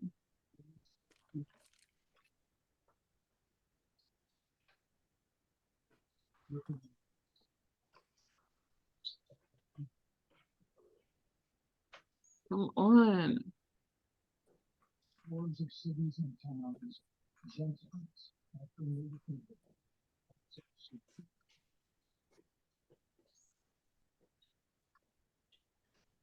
See, look at that. That's because the picture was too small to capture the details on that picture.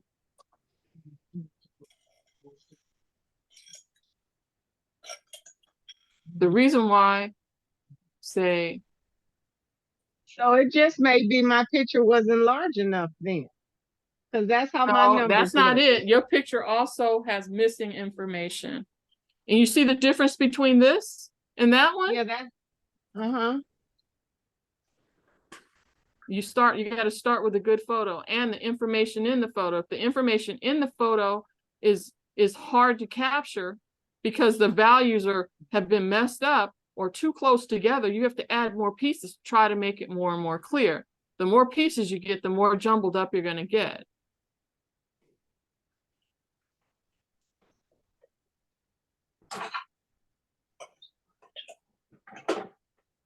So let's go back to the presentation. So you go to Adobe Acrobat, you go into page tiling or handling, and you put this page scaling as tile all pages. You can make it as big or small as you want. I recommend something like 6 pages,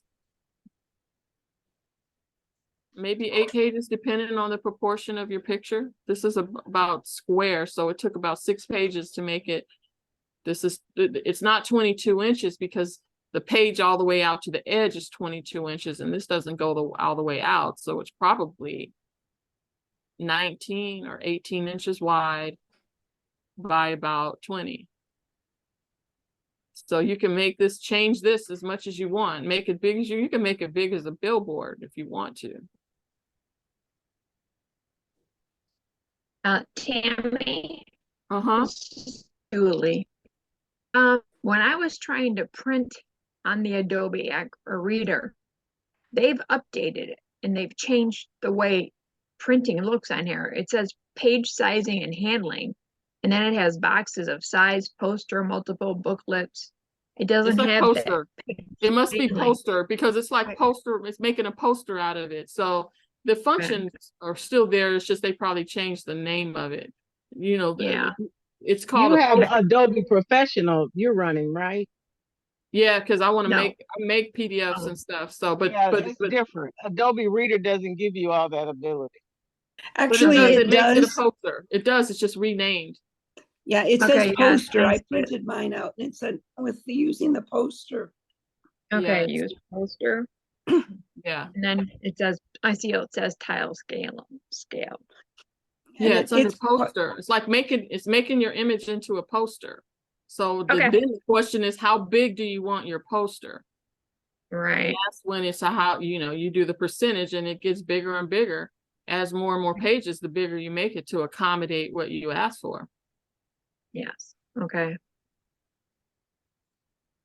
Thank you. We just got to understand we're in charge. This stuff is tools, and this Adobe is a tool, Right. okay. We're trying to make it bigger. It's a poster. We're not using it as a poster. It's a pattern to us, but basically we want to make it bigger. And just questions of how big. When I do classes, we usually do about 6 pages. You can go bigger than that, but you don't have to start off that big. I suggest if you've never done it before, you make one about this size because you can work through the project without it being overwhelming. All right, so now let's talk about the process.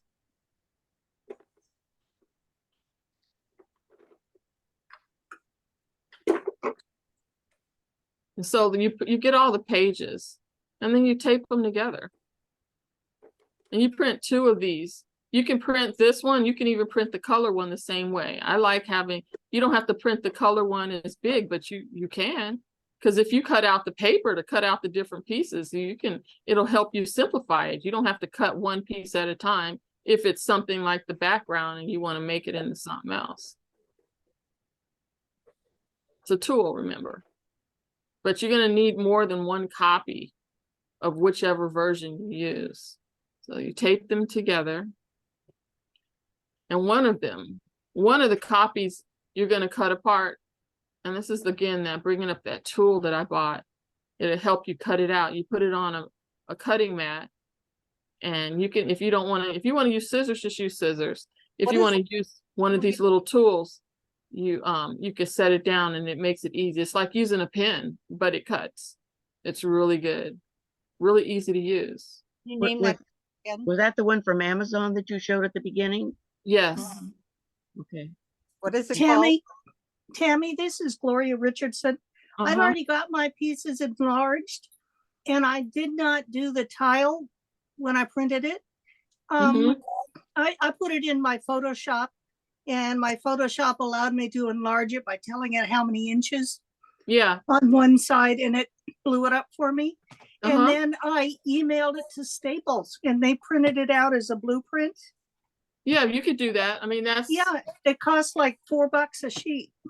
Much easier and be much but easier everybody doesn't have apart. Photoshop, but you could also take the file and have them make it bigger for you, I suppose. I mean, you might have to pay. That's what I'm wondering. If out of it's like if you want to do that, we'll do it that way, or maybe in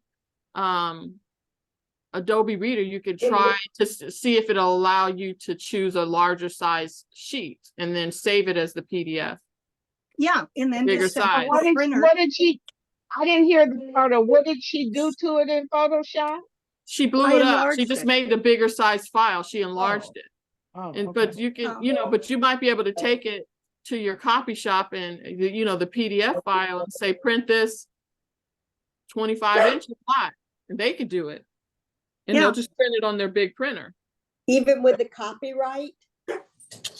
It's not for on there? resale. You're not reselling it. You're selling it for yourself. You're making it for yourself. Oh, okay.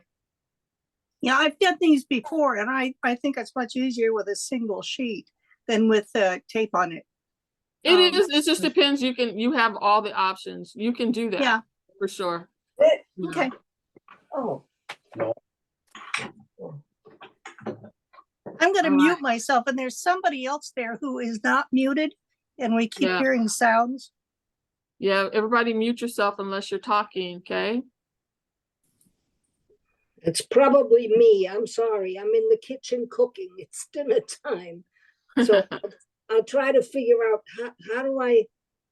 Oh, okay. All right. All right, so the process here. So you start with the pattern, the second copy. So the first copy you're going to use as a pattern piece that you're going to cut apart. And if you cut them the same, then they're going to be exactly the same. So you have one you're going to cut and one you're going to use as the placement guide. So then you cover the pattern with some sort of plastic barrier. You can use saran wrap or something. The reason why you're going to need it is because if we're going to use a glue stick to stick the fabric to the fusible web, we don't want the glue to seep through and stick to that paper. Then you're going to have a problem getting the paper off the back. But if you put some sort of barrier, if you have packing tape, you could just cover the whole thing with packing tape. The pattern will be usable again if you want to make it more than once. But again, you have to put something clear covering the paper so that the glue stick won't glue to the paper underneath, because the fusible web is very, very thin. And then you're going to put the fusible web on top. And this way you'll be able to see where to place all those pieces without any problem. And then you apply the fabric with a glue stick like this. You just use the glue stick and you place them following the pattern. You know, again, if you're using the other piece and you're cutting bigger pieces or manipulating it, great, you're the artist. You can do whatever you want. You follow as much as you want, and you can disregard as much of it as you want. You can see exactly where you're working. The whole thing is traced out, but you can also print out the color one. And if you print it in the same size, you could cut that up and know exactly where you're working. So I would also either staple these together or use some straight pins so that this fusible web doesn't move. After you start adding pieces, you don't want this to move. You want it to stay exactly where you put it, so all the pieces are lined up properly. So that's a little bit different. Before we were spraying the fusible web. But that can be a little bit fun, you know. I'll start thinking about it. What if I just covered the paper? Because some of the people tried using glue sticks before, but their problem is the glue would seep through the fusible web and glue to the paper, and then they couldn't get the paper off. So if we just cover the paper with a barrier, like clear plastic wrap or something, then it won't stick to the paper. All right. That'll be much easier and cheaper. So now we're going to talk about color value. This is all according to color value. This is why we can see the image out of fabric. It's color value. It's not the colors. The colors are something else, but it's the color values why we can see the image. So everything, we're always dealing with light, medium, and dark fabrics. The numbers start with 1 is white and it moves up to dark, the darkest color. So in this case, these patterns mostly has 16, except for my friend who I accidentally did 21. But they mostly have 16. Huh? I have 17.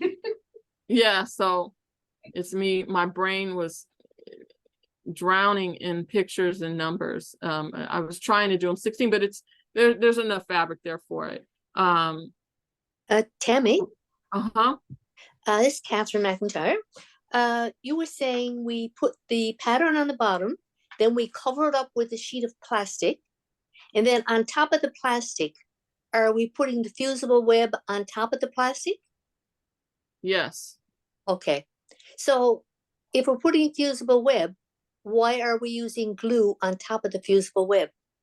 Because unless you want to sit there with the iron, and also if you're going to iron it down, it's going to stick to the plastic and mess up the pattern. So this is to keep you from having to deal with the iron in the middle of it. You iron the whole thing later after you take the paper and the plastic off. Okay, good enough. I just want to make sure I had it right. Yeah, you don't have to iron through the process here. That's also more complicated when if you just cut the pieces and could just put a little glue and put it in place. You put all the pieces down, then you remove the pattern, remove that plastic wrap, and place it on top of your batting before you iron it. Okay, got it. Okay, thanks. Miss Tammy, this is Amber. It might be pricey, but don't they make a two-sided fusible web? I've used that lots, the fusible web, but it's like you can use that way too, then you don't need the plastic barrier. The two-sided ones you have to use right away. It's called steam-a-seam too. It gets to be very pricey. Also, it wears out, meaning it expires. And you have to use it right away or pretty soon, because if you leave it sitting there and not finishing it, it'll stick to the paper, and then you again have the same problem with being able to remove the paper from the back. Got it. Thank you. And you can't go as big as you want. With the fusible web, mine comes 60 inches wide, and therefore you can make as big a size as you want. Hey, Kathy Holman, I have a question. When you're cutting the pieces, you said that you cut them slightly larger than the pattern. Yeah, So just on the little outside of it. You can, on the other styles, we weren't that precise, but I want to make them a little bit more precise. So maybe like a 16th, just slightly bigger than the pattern piece, so that you don't have any back showing. Any of the fusible web shouldn't be exposed, but you want nice sharp lines. That's why I am deciding this time to use spray starch and stiffen the fabric a little bit, so that it'd be easier to cut the exact shapes and they'd be pretty accurate. And would you please say you just overlay them, since they're slightly bigger, you overlay the pieces on each other? Yeah, they overlap so that you don't have any open areas. So if you cut them like a 16th each bigger all the way around, then they're going to overlap like 1/8 of an inch. Yeah. Thank you. Tammy, this is Judith Holland. I apologize. I thought this was a 2-hour class, and I have a client at 3. So I just wanted to find out, are we going to get a copy of the presentation? Oh yeah, I'm recording it, so I'll make it available. No problem. Okay. I thought it was going to be 1.5 to 2 hours, but there's a lot more questions than I anticipated. But we're going to go through it, and I'll make it available. I'll be emailing it out probably tomorrow morning. Okay, thank you very much. Tammy, your current fabric pack is not like the one that you show on the screen. Is it a No, it's not. It's not like the one. This is just a representation. Okay. I may have a quick question. Is the plastic barrier instead of like the grease-proof paper stuff that we used to use? Is it taking? Yeah, I would just use the plastic wrap so you could see through it. That grease, the parchment paper is a little less visible. You can't see through it. You won't. It'd be hard to see the placement underneath. You want to be able to see what you're working with underneath. And since you're not dealing with the iron, you could just use like a saran wrap or something. It's just to keep the glue from sticking to the paper. Just something to keep the glue, and you want it clear so you could see. So you don't want it to get in your way. Okay, thank you.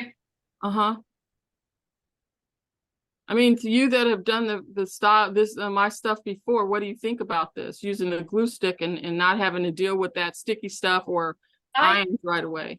I ended up using a glue stick quite a few times just because the fusible web had kept drying. Yeah. Me too. So I That's the same experience I had, but I would never put a plastic sheet in there because I have a little tiny iron and I use a little bit of glue stick and then I iron each section. But you can't see the pattern as good through the parchment. I mean, this is the bottom line. You got to have something to hold the fabric together, and you got to have a way to stick that fabric on. You can use steam a seam. You can also do it the other way. You guys all said, but if you're going to use the iron, don't put the plastic on there. Right. If you're going to use the glue stick, don't be heavy-handed because it's going to stick to that paper. Right. Yeah, exactly. I use only a little bit of the glue stick and only on a small section at a time. Right. So it's like what I'm telling you is like our objective is to follow that pattern. We got to stick the stuff to the fusible web. The fusible web is very sheer. If you use too much glue, it's going to stick to the paper. If you don't care about that, you could just put a plastic through there and use as much glue as you want.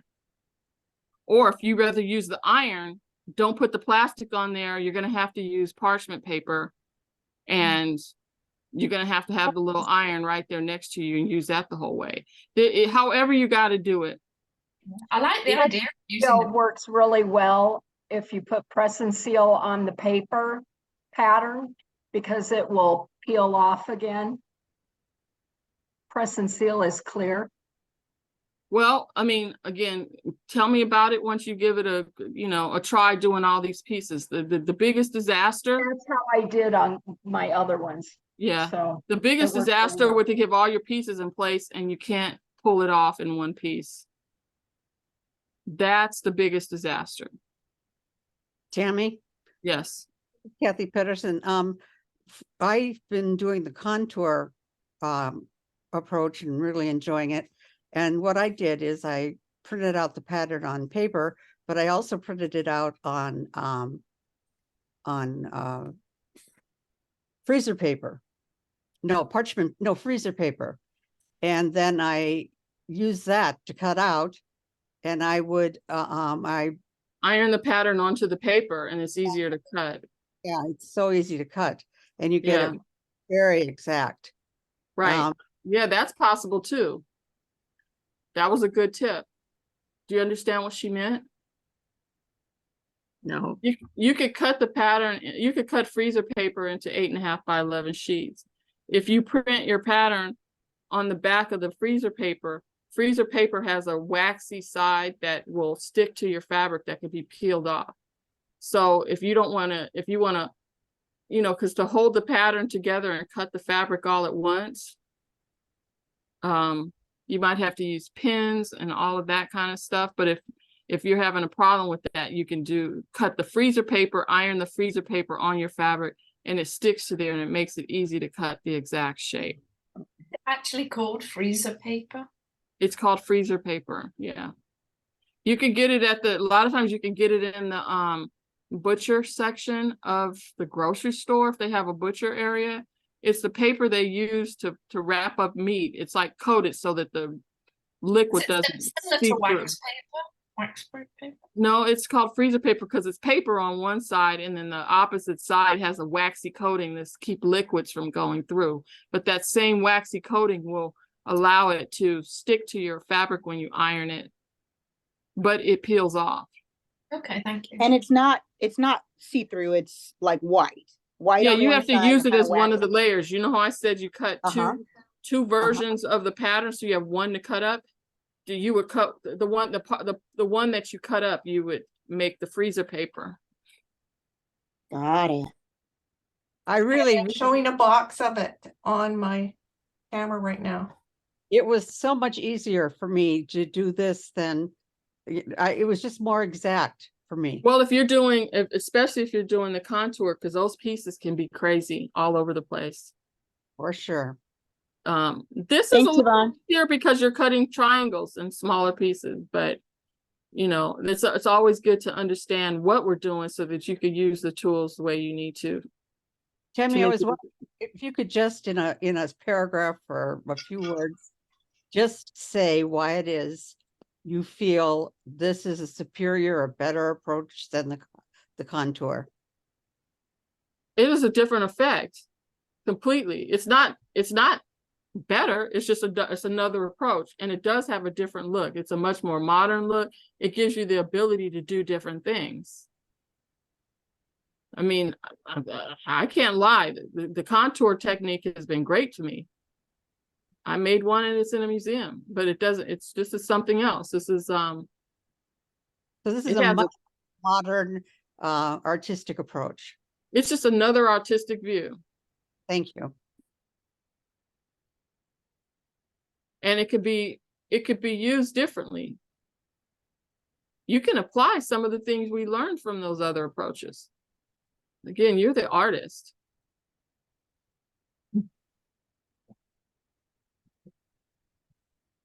My approach, my whole thing, the reason why I even make the software is to make it so that other people could be artists too. If I just kept the tool that I use to make me able to have an approach, I think that's being, mean, and then teach this class and teach you things that are unobtainable. It's crazy. The reason why it's obtainable is because we have a tool. But then once we have the tool, then there's different ways you could use it. Depends on your creativity, because the tool is just a tool. Like I said, the tool is not smart. It's waiting on you to put some input. All right. Yeah. All right, so color value. Everything starts with light, medium, and dark. And if you ordered the fabric, I also included the value isolation tools, one of my simplest tools, because if you can't get your fabric sorted from light to dark, none of the rest of it matters.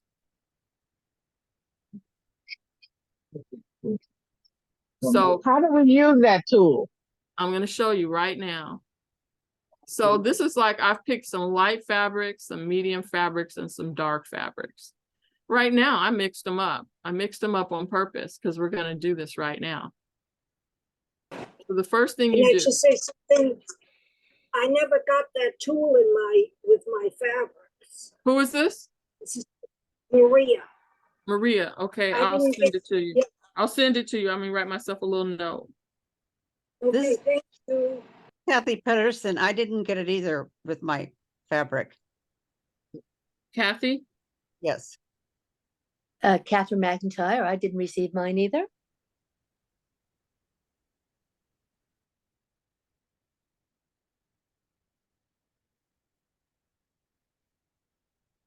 McIntyre.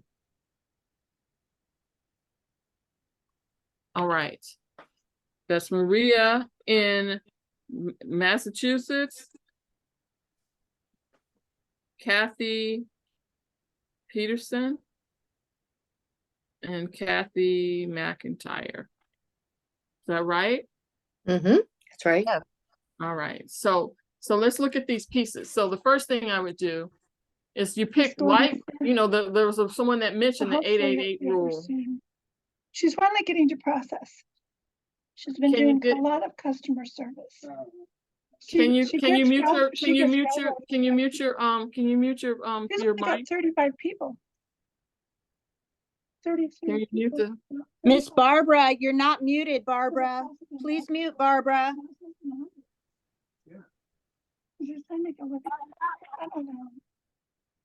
I'm muting her. All right. So you pick your fabrics, lights, mediums, and darks. And the first thing I do is just I sort of like put the lights the best I can without stressing myself out, because we use the tool to double check to make sure it's right. So I'm not gonna do it perfect because we're gonna do this together.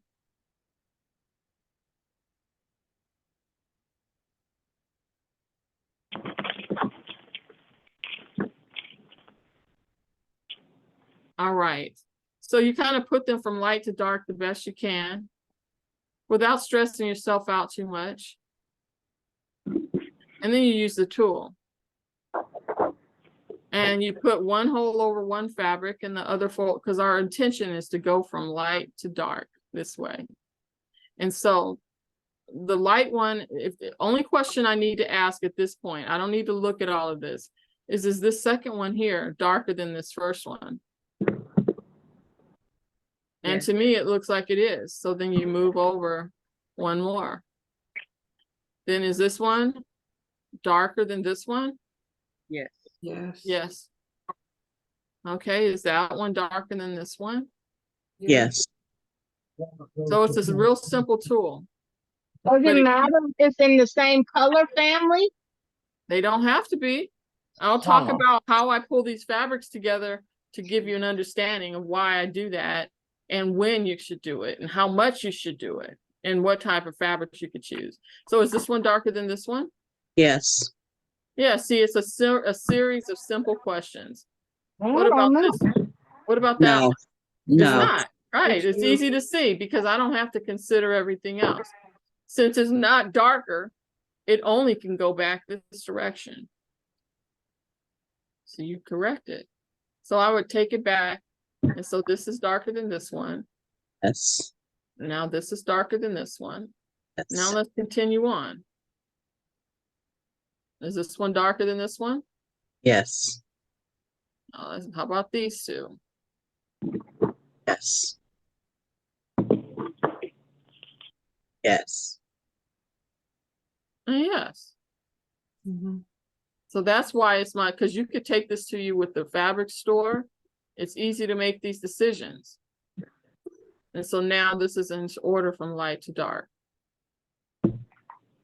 It's a really simple tool, but I love it. People always get confused. When I teach live classes, they're like, that was worth the price of the whole class. It truly is, because when you can get that color story, that color value together, it makes it real easy to see.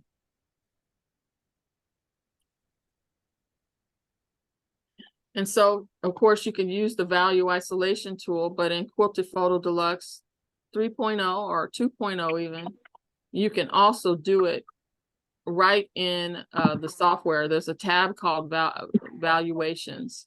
And if you scan your fabrics one by one and load them in there, it will sort them by clicking sort by value, and it'll put them in order that way too. So that's another little extra bonus. But you can't take that's in the software? Yes. So that's just a little extra it can bonus. help me pick it can help me pick it for me then. It can help you sort your fabric, yeah.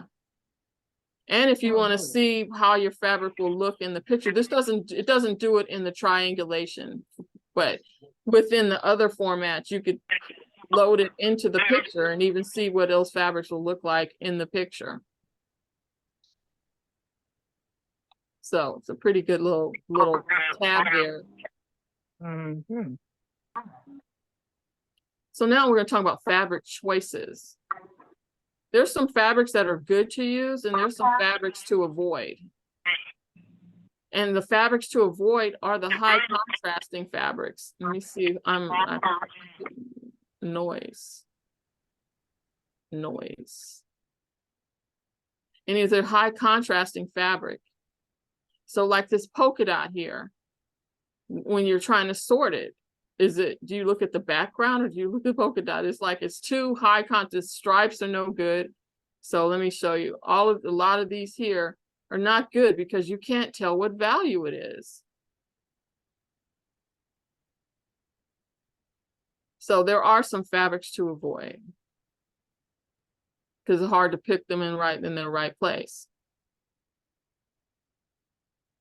Fat quarters are a good option because you could see all the different colors and you don't have to buy so much at once, because we don't really need a lot of one fabric. We need a little bit of a lot of fabrics, and there's a lot of beautiful ones to choose from. So batiks are good, huh? I like them, but you can use anything you want. But yeah, I like them because they look painted. So the way I choose fabric choices, I might start with pick one fabric that has a bunch of color in it to establish my color story. Then this gives me a reason to choose other fabrics. So there's blues in there, there's greens in there, there's a little bit of aqua in there, a little bit of gray in there even. So then that enables me to choose a whole range of fabrics. And then I could use either the value isolation tool or the valuation tab in the software and put them in order very easily. So that's those same fabrics put in order from light to dark. And this is what those particular fabrics will look like when I put them in the picture. At that point, you can decide if you like it, don't like it, change it, whatever. But that's a really good tool to have. You can also try to choose more than one color story. So I picked this one sort of on the light end and the medium and then the darker kind. And it gives me, you know, something to know how to choose to create a color story with those fabrics. And again, this is what happens when I put those in order from light to dark. You see how it goes from chaos to order? It's amazing how that's even possible. And then here's an example of what that looks like in this picture. It came out beautiful. So again, this is a tool. The tool is designed to make it easier on you. Here's another example of things you could use, you could pull from. There's plenty of fabric collections they make. And here's some light, mediums, and darks that I have selected from those collections. And there it is from light, medium to dark. So again, we've already gone through some demos. We're going to go through some more, but Quilted Photo Deluxe does have all of the original pixel shapes. So there's many pixel shapes, I think 16 of them. And of course, there's also always the ability to make these contoured patterns. That's built in. And then the triangulated patterns, which is what we've been focusing on today. It's now available for Mac and PC.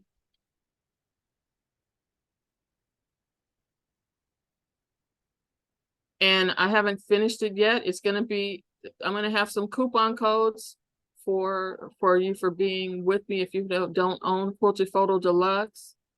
There'll be one coupon code for you, and then there's going to be some other information if you're trying to upgrade. I'm like have been exhausted trying to pull all these thoughts together and getting all those patterns done. But if you go jot down this link here, this page here, because that's where all the information is going to be tomorrow. And so it'll be available for you to get. There's also Quilted the Fusible Web. That'll be that's available too. And we're also going to have another class. We're not done yet. I think you needed time to hear all of this and come up with your choices, and maybe even adjust the pattern or whatever that you want to make. I could try to work on some if you think your pattern needs a little adjusting. You know, my objective is to make sure everybody is pleased with their project. You know, I work really hard at that. So let me see what else I have here. Tammy, since you're talking about the upgrade, like I have the old program, the Quilted 2. Will the upgrade be so I can get it on a USB? Yes, you'll be able to get it on a USB. Okay, I don't offer the CDs anymore. Okay, but will that will just have the upgrade on it, or will it have? Oh no, it'll be the full thing. It'll be the full thing. You just have the upgrade price. Okay, that's what I wanted to know. Thank you. Yeah. I don't just. I'm not just giving you a piece of it. I'm giving you the whole thing, but you just get an upgrade price. Okay. Tammy, I can't use a USB. I have a newer computer. We can download it also, right? Yeah, I'll make that available. Like I said, give me a day or two. Just write down this link and I'm gonna pull together all of that kind of stuff.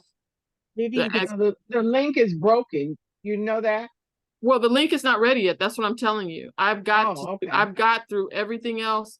I just could not get I'm working on all of these things at once, you know. Okay. Give me a day I or just didn't know if you knew. Okay, thanks. yeah, the page isn't created yet. So Okay. I just chose the page so that I could tell it to you, and I need a day or two, and I'll probably email it to you when it's ready, you know. But what's coming, that's where I'm going to put the discounts and all of that. It's not going to be on the front of the website. Although you could see this, the Quilted Photo Deluxe 3 available on the website now, where you could buy it. But you guys want the discounts. You want, you know, you deserve it. You're riding with me. You're my friends, you know.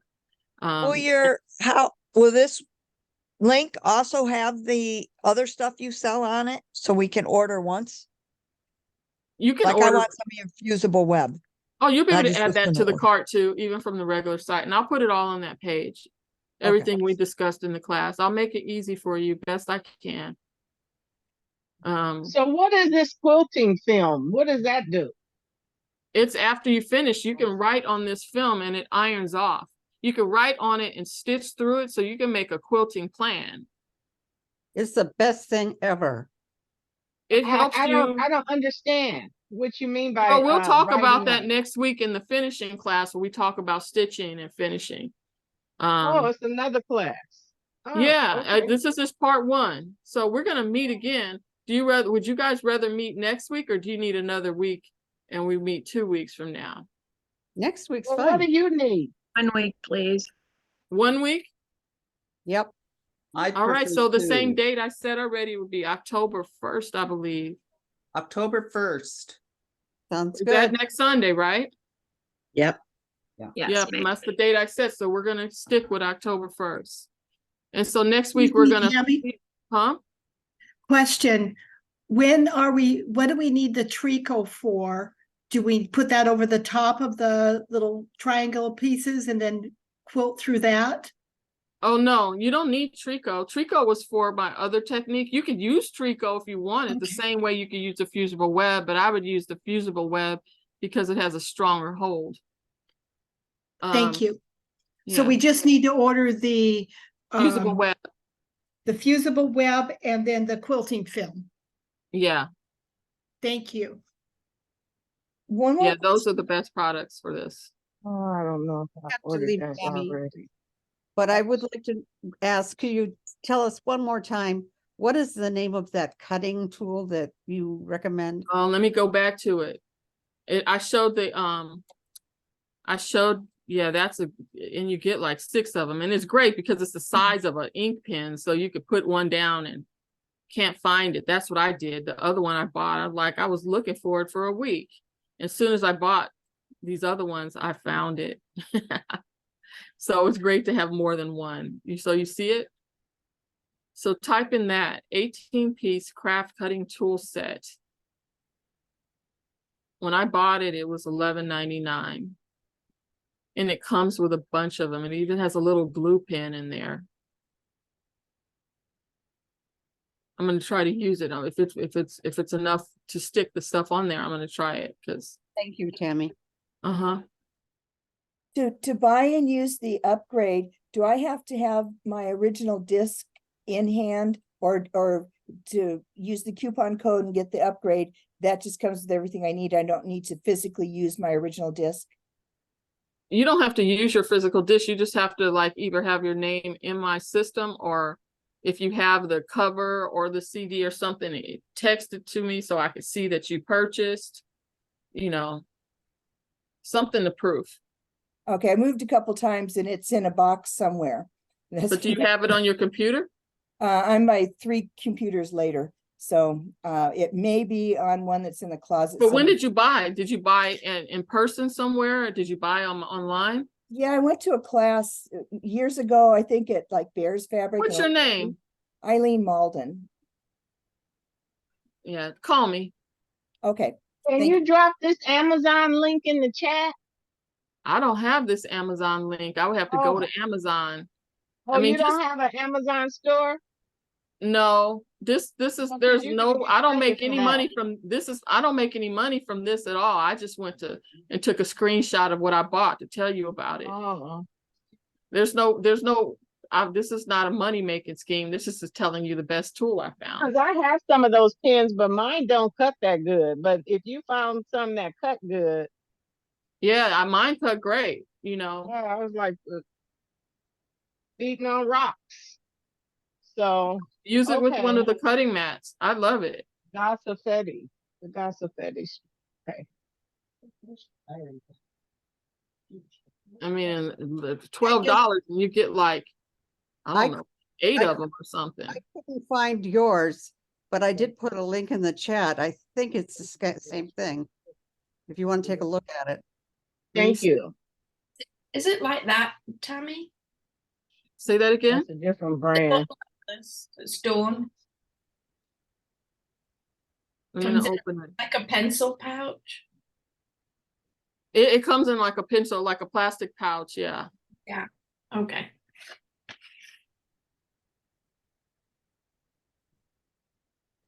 Can you see my Amazon? Well, that's from a different brand. It is. Let me see if I could find the link. I want to use yours because you know it works. I have a whole bunch of them, and they just don't cut. So I don't want to buy a piece of junk Let me again. see. Let me see. It says they have 17 left. Let me see the first one I bought. Can you see my Amazon? You see my Yes. See, this is the one I bought first. Slice. That's Slice. Yeah, that's a very expensive. Right. And I don't Slice remember what brand, I that paid for company. it, but I couldn't find it. And look, they're not even available anymore. Mm-hmm. So that's when I went looking for the other one, and let me find that so I could put the link in there.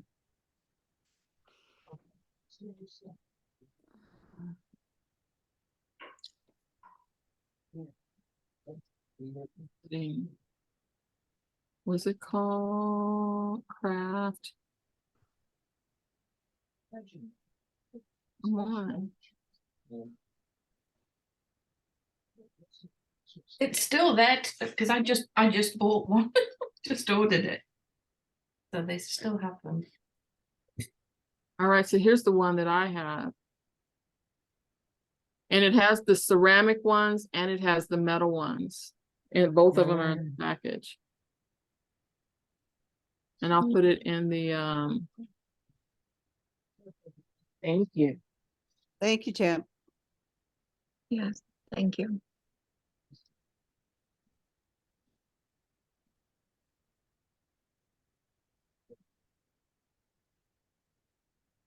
there you go. I put it in. Thank you so much. And it works just, you know, how you could see. Yeah, see, there's 2 of them with the ceramic kind of tip. And then there's about, I don't know, 1, 2, 3, 6 more with the other type of tip.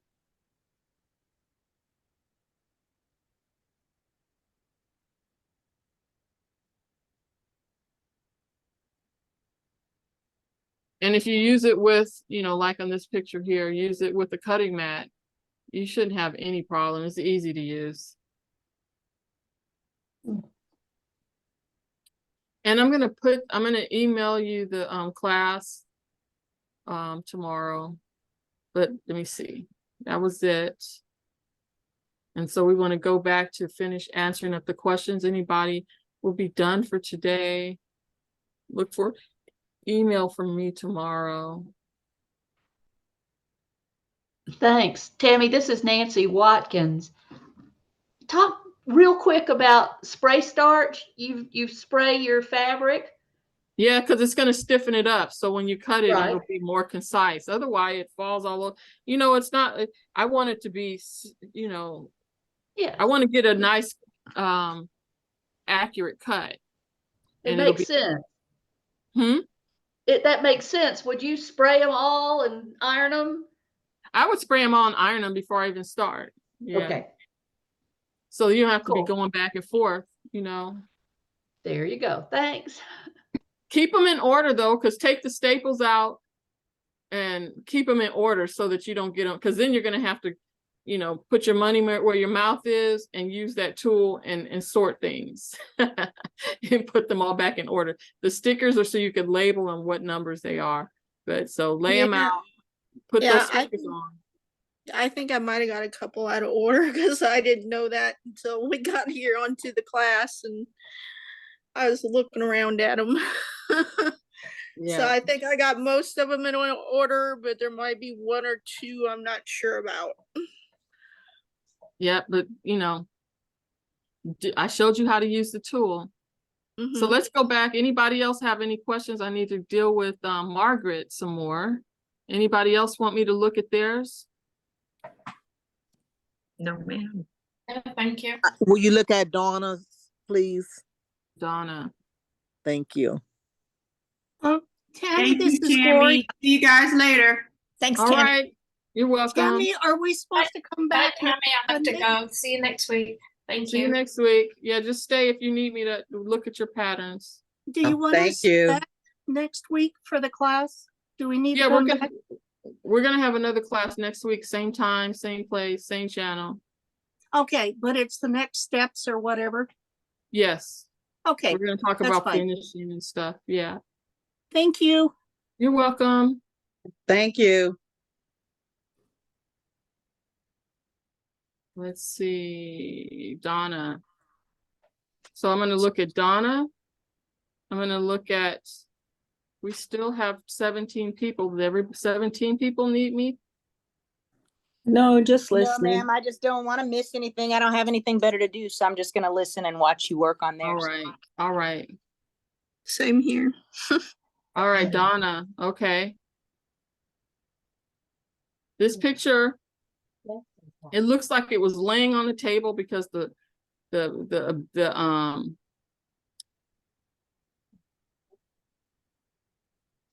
perspective is because the picture was laying on the table when you took a picture of it with a phone or something. Yes. I could tell by looking at it.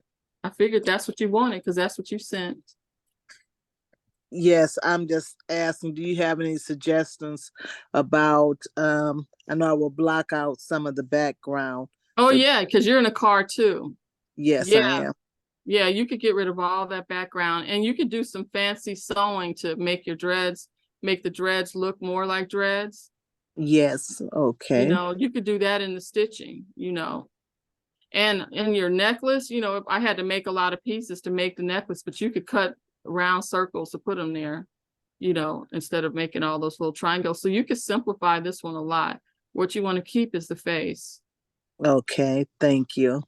So then approximately then how many numbers? If It's I'm still 17 numbers, you know, it's still 17 oh, numbers. okay. It's All just right. you're going to simplify the stuff in the background. There's no need to keep the back window and, you know, Yes. this, you know, we don't need all of that. We don't need the seat. No, we don't. Okay. All right. We want the Thank- necklace, but you could simplify it, you know. Okay, thank you. All right. So we're the, okay. Who else? So we're gonna go back to anybody with, it's just, you know, this is a tool. We're the artists, not the software. So I'm gonna go to Margaret's picture again.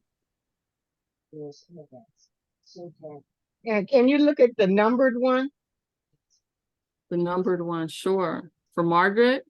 I just doubled the page and printed out. I have a plotter at home, so it prints 20 inches wide, right? So it's pretty big now. And I'm still faced with the same thing. So this is what I wanted to discuss with you. If you look close, like by the head. Let me open it up first. Let me open it up. Numbers these are. I don't even know Let what me open it up first. Let me get rid of some of this stuff. View. That one came out really nice.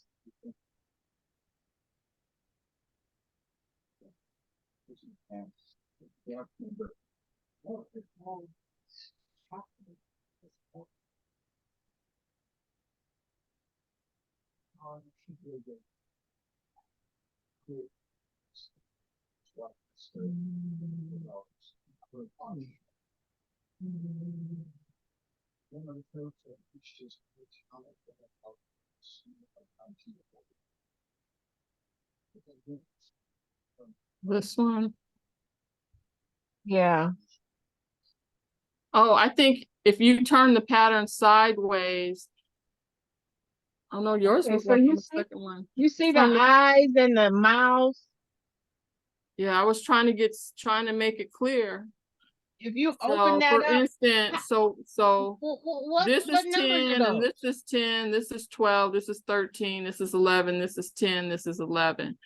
This is, you kind of, the numbers kind of go in the same formation as the pieces. So like right here.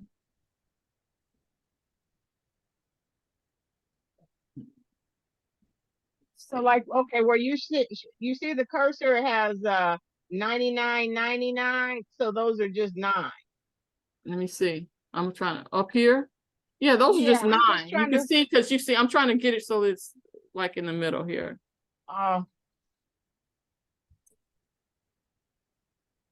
See, they kind of follow the shapes. So you can tell this Okay, is the so 10, that goes there. This is an 11, it goes yeah, here. that's This the is a easy 9, part. it I'm goes talking here. about down here where And the if 8. you go up a little, okay, so here we have is that a 13 or is that a 1 and a 3 or is that a 13 and So a I 12? would say you would kind of like to figure that out. This is a 13, a 15. And you would look at the color one to see where it is. I think it's a 1, it's a 1. Oh no, that's a 15. Or is that a 12? No? There is a 12. The 12, I would look at the picture, to see what that is. I mean, we can try to make this again. Again, what I would suggest is use a different photograph. Okay, well, I This have tons of photograph was, pictures. and I'll make you another one. This picture. Okay, I'll give you another picture. Because I tell you what, this picture, it's not like I made this real quick and didn't put no attention on it. I was struggling with it because of because of the picture has been manipulated. I tried my best. I didn't know that, Tammy. I would have Yeah. been happy to give you another picture. I thought I was making it easier by giving you a clean picture. No, I mean, know and actually, shadows and stuff. Right. And actually, it's probably a good lesson for everybody on picking a picture, because it's like that is an assumption. But I mean, sometimes if you don't have a different picture, I do my best to do with what we do the best we can with what we have. But maybe it was a great lesson for everybody to see that just because a picture looks perfect, looks good when you look at it, it doesn't mean it's, it might not, if they manipulated the picture, it could get rid of important things. So I think it's a good lesson, and it was a good thing for everybody to see. My objective is my objective is to make sure you get a good end product. I don't want anybody to take my classes and walk out with a nasty taste in their mouth because they felt like they were mistreated. My objective is send me another picture. We'll do you one that has that we can learn a lesson all the way around. You know what I mean? Yeah. Okay, so I'll look at some of my other pictures that I took or somebody just took with their phone and send that to you. Yeah, we do it like that. How about in that? the back. Should it be a picture like that has a sun in the back? The outside picture is best. I think an outside picture where you could, just pick a few, and I'll pick the best one based upon the ones you give me. And we'll bring it back up next week and talk to everybody about it and show them the difference. We can make it all into a lesson because we're all dealing with all kind of pictures. So and you let me gotta know ask you what to do something and what to else. pick and why, So when I print this picture, it's printing on half of the page. My page is a plotter. I mean, my printer is a plotter. So it's a 20 inches. It's on a roll. So it could be as long as I want, but it's cutting it in half. Is that something in the configuration? We could turn it the other way. I could turn it sideways. If the pictures you got sideways, next time I turn it sideways and then it will go the long way instead of this. Okay. So it'll be on landscape. Right, we can do that. Okay, maybe that's what's going on. Okay. Yeah, the one problem I had is I bought the software with you a while back and we chatted on the phone, and I was supposed to take the classes and I got off on something else and never took the classes. So I Never have the came software back. that I've never used. Okay, we're I gonna get have it all the together. stuff. We'll get it Yeah. all together, no worries. Like I But said, now I'm in the quilt guild, so I have to perform. right, right. I mean, but you understand, it's like, I like it Yeah. with, I don't run away from people. My objective is to make sure you're successful. And we got to figure out what the issues are that's keeping you from having that success, whether it's picking a bad picture or the software not working like you expected or whatever. In this case, I think it just wasn't the most optimal photograph. We could fix that. No problem. Okay. Okay, thanks. Okay, I'll send you some pictures tonight. All right. Thank you very much. I appreciate it. And we'll use it next week in the next class, so everybody can see how we solved it in a better picture. Okay. Mm-hmm. Anybody else? Anybody else while you got me? Because I'm gonna go take a nap, ladies. I have one. No, you thank you, deserve Shirley, it. for your work. When Thank you very much for all your work and everything else you do. Thank you. Thank you, Tammy. Awesome. when you're tracing the picture, can you blow up the image to make it easier to trace small areas? Just on the screen. Let me see. I'm trying to figure where I need to go. Like you're talking about when you're initially tracing. Oh, in the software. Yeah, in the software, when you're initially tracing, you blow up the image on the screen. Let me go on here. Let me do it. You can do, there's like, I find it kind of, there is an option, you can see it right here.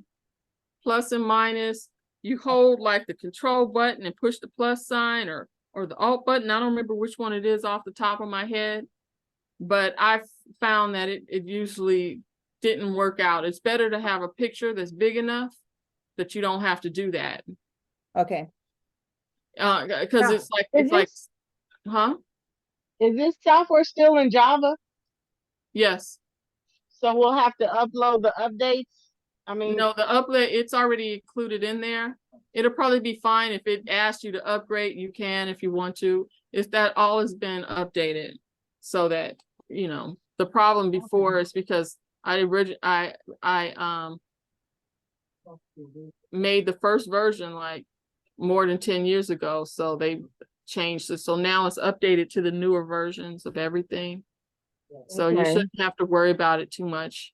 It's current. So I'll uninstall when I get the update, I can uninstall the other one because it's constantly asking me to update the Java and then it can't find the link. Yeah, you can uninstall it. Okay.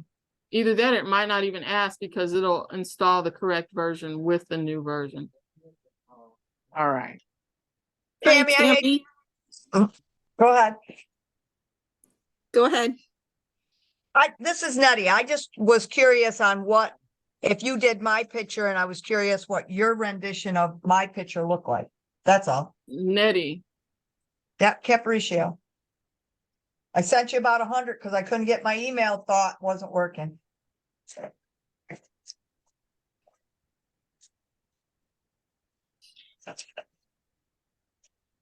And Tammy, when you're done with her, I have a question too. Okay.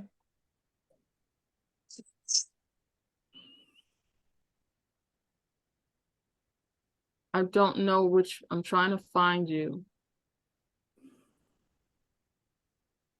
She was outside holding a bowl of raspberries, a few raspberries in it. Oh, it was their mom. The mom, yep. Oh, the problem with that picture was it was a small picture. So I was thinking that after I got the pattern, I probably should have enlarged it in the program and sent you that. You probably should have, it was, the picture didn't have the information in it. you would need to take a higher quality picture. That's why, because you only paid for the face. I did the whole body, but there's wasn't enough information in the face just to get the face. Okay. So it's more, you know, if you want to send me another picture, we could do that too. Okay, I'll look. But yeah, somebody else took that picture for me, and that's I liked it, but I can come up with I mean, another it's like, picture. let me see. I'm trying to, so they could see what you're talking about. When people watch it later, we're just having this inside conversation. I like it so people can know what we're talking about. And they can, where is it? Shoot. I think my brain is just getting tired. You don't have an assistant? Nope. No assistant. I mean, how can I give somebody else my brain, you know? Yeah.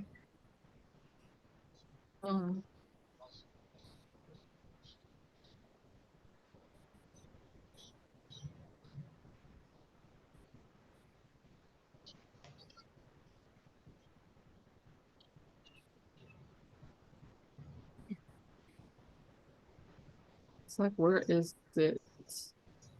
Nettie. I know what picture you're talking about. And you could be able to see this one, right? Yes, that one. So 7768. I'll show you what I mean.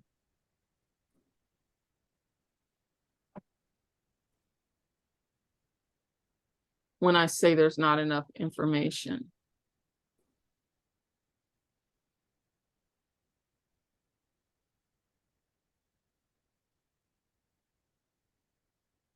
Why can't I find the picture?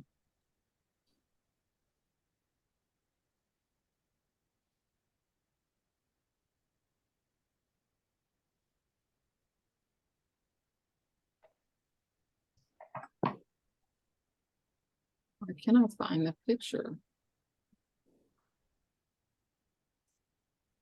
Why can't I find this picture? Finished. Because you're looking for it. Tomorrow you'll find it. That's the way it works. Finished and sent. Finish. There it is.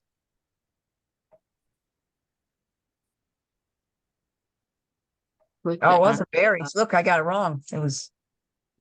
See, look lettuce. how. See, look, when I go in, it's not clear. There's like, I only have.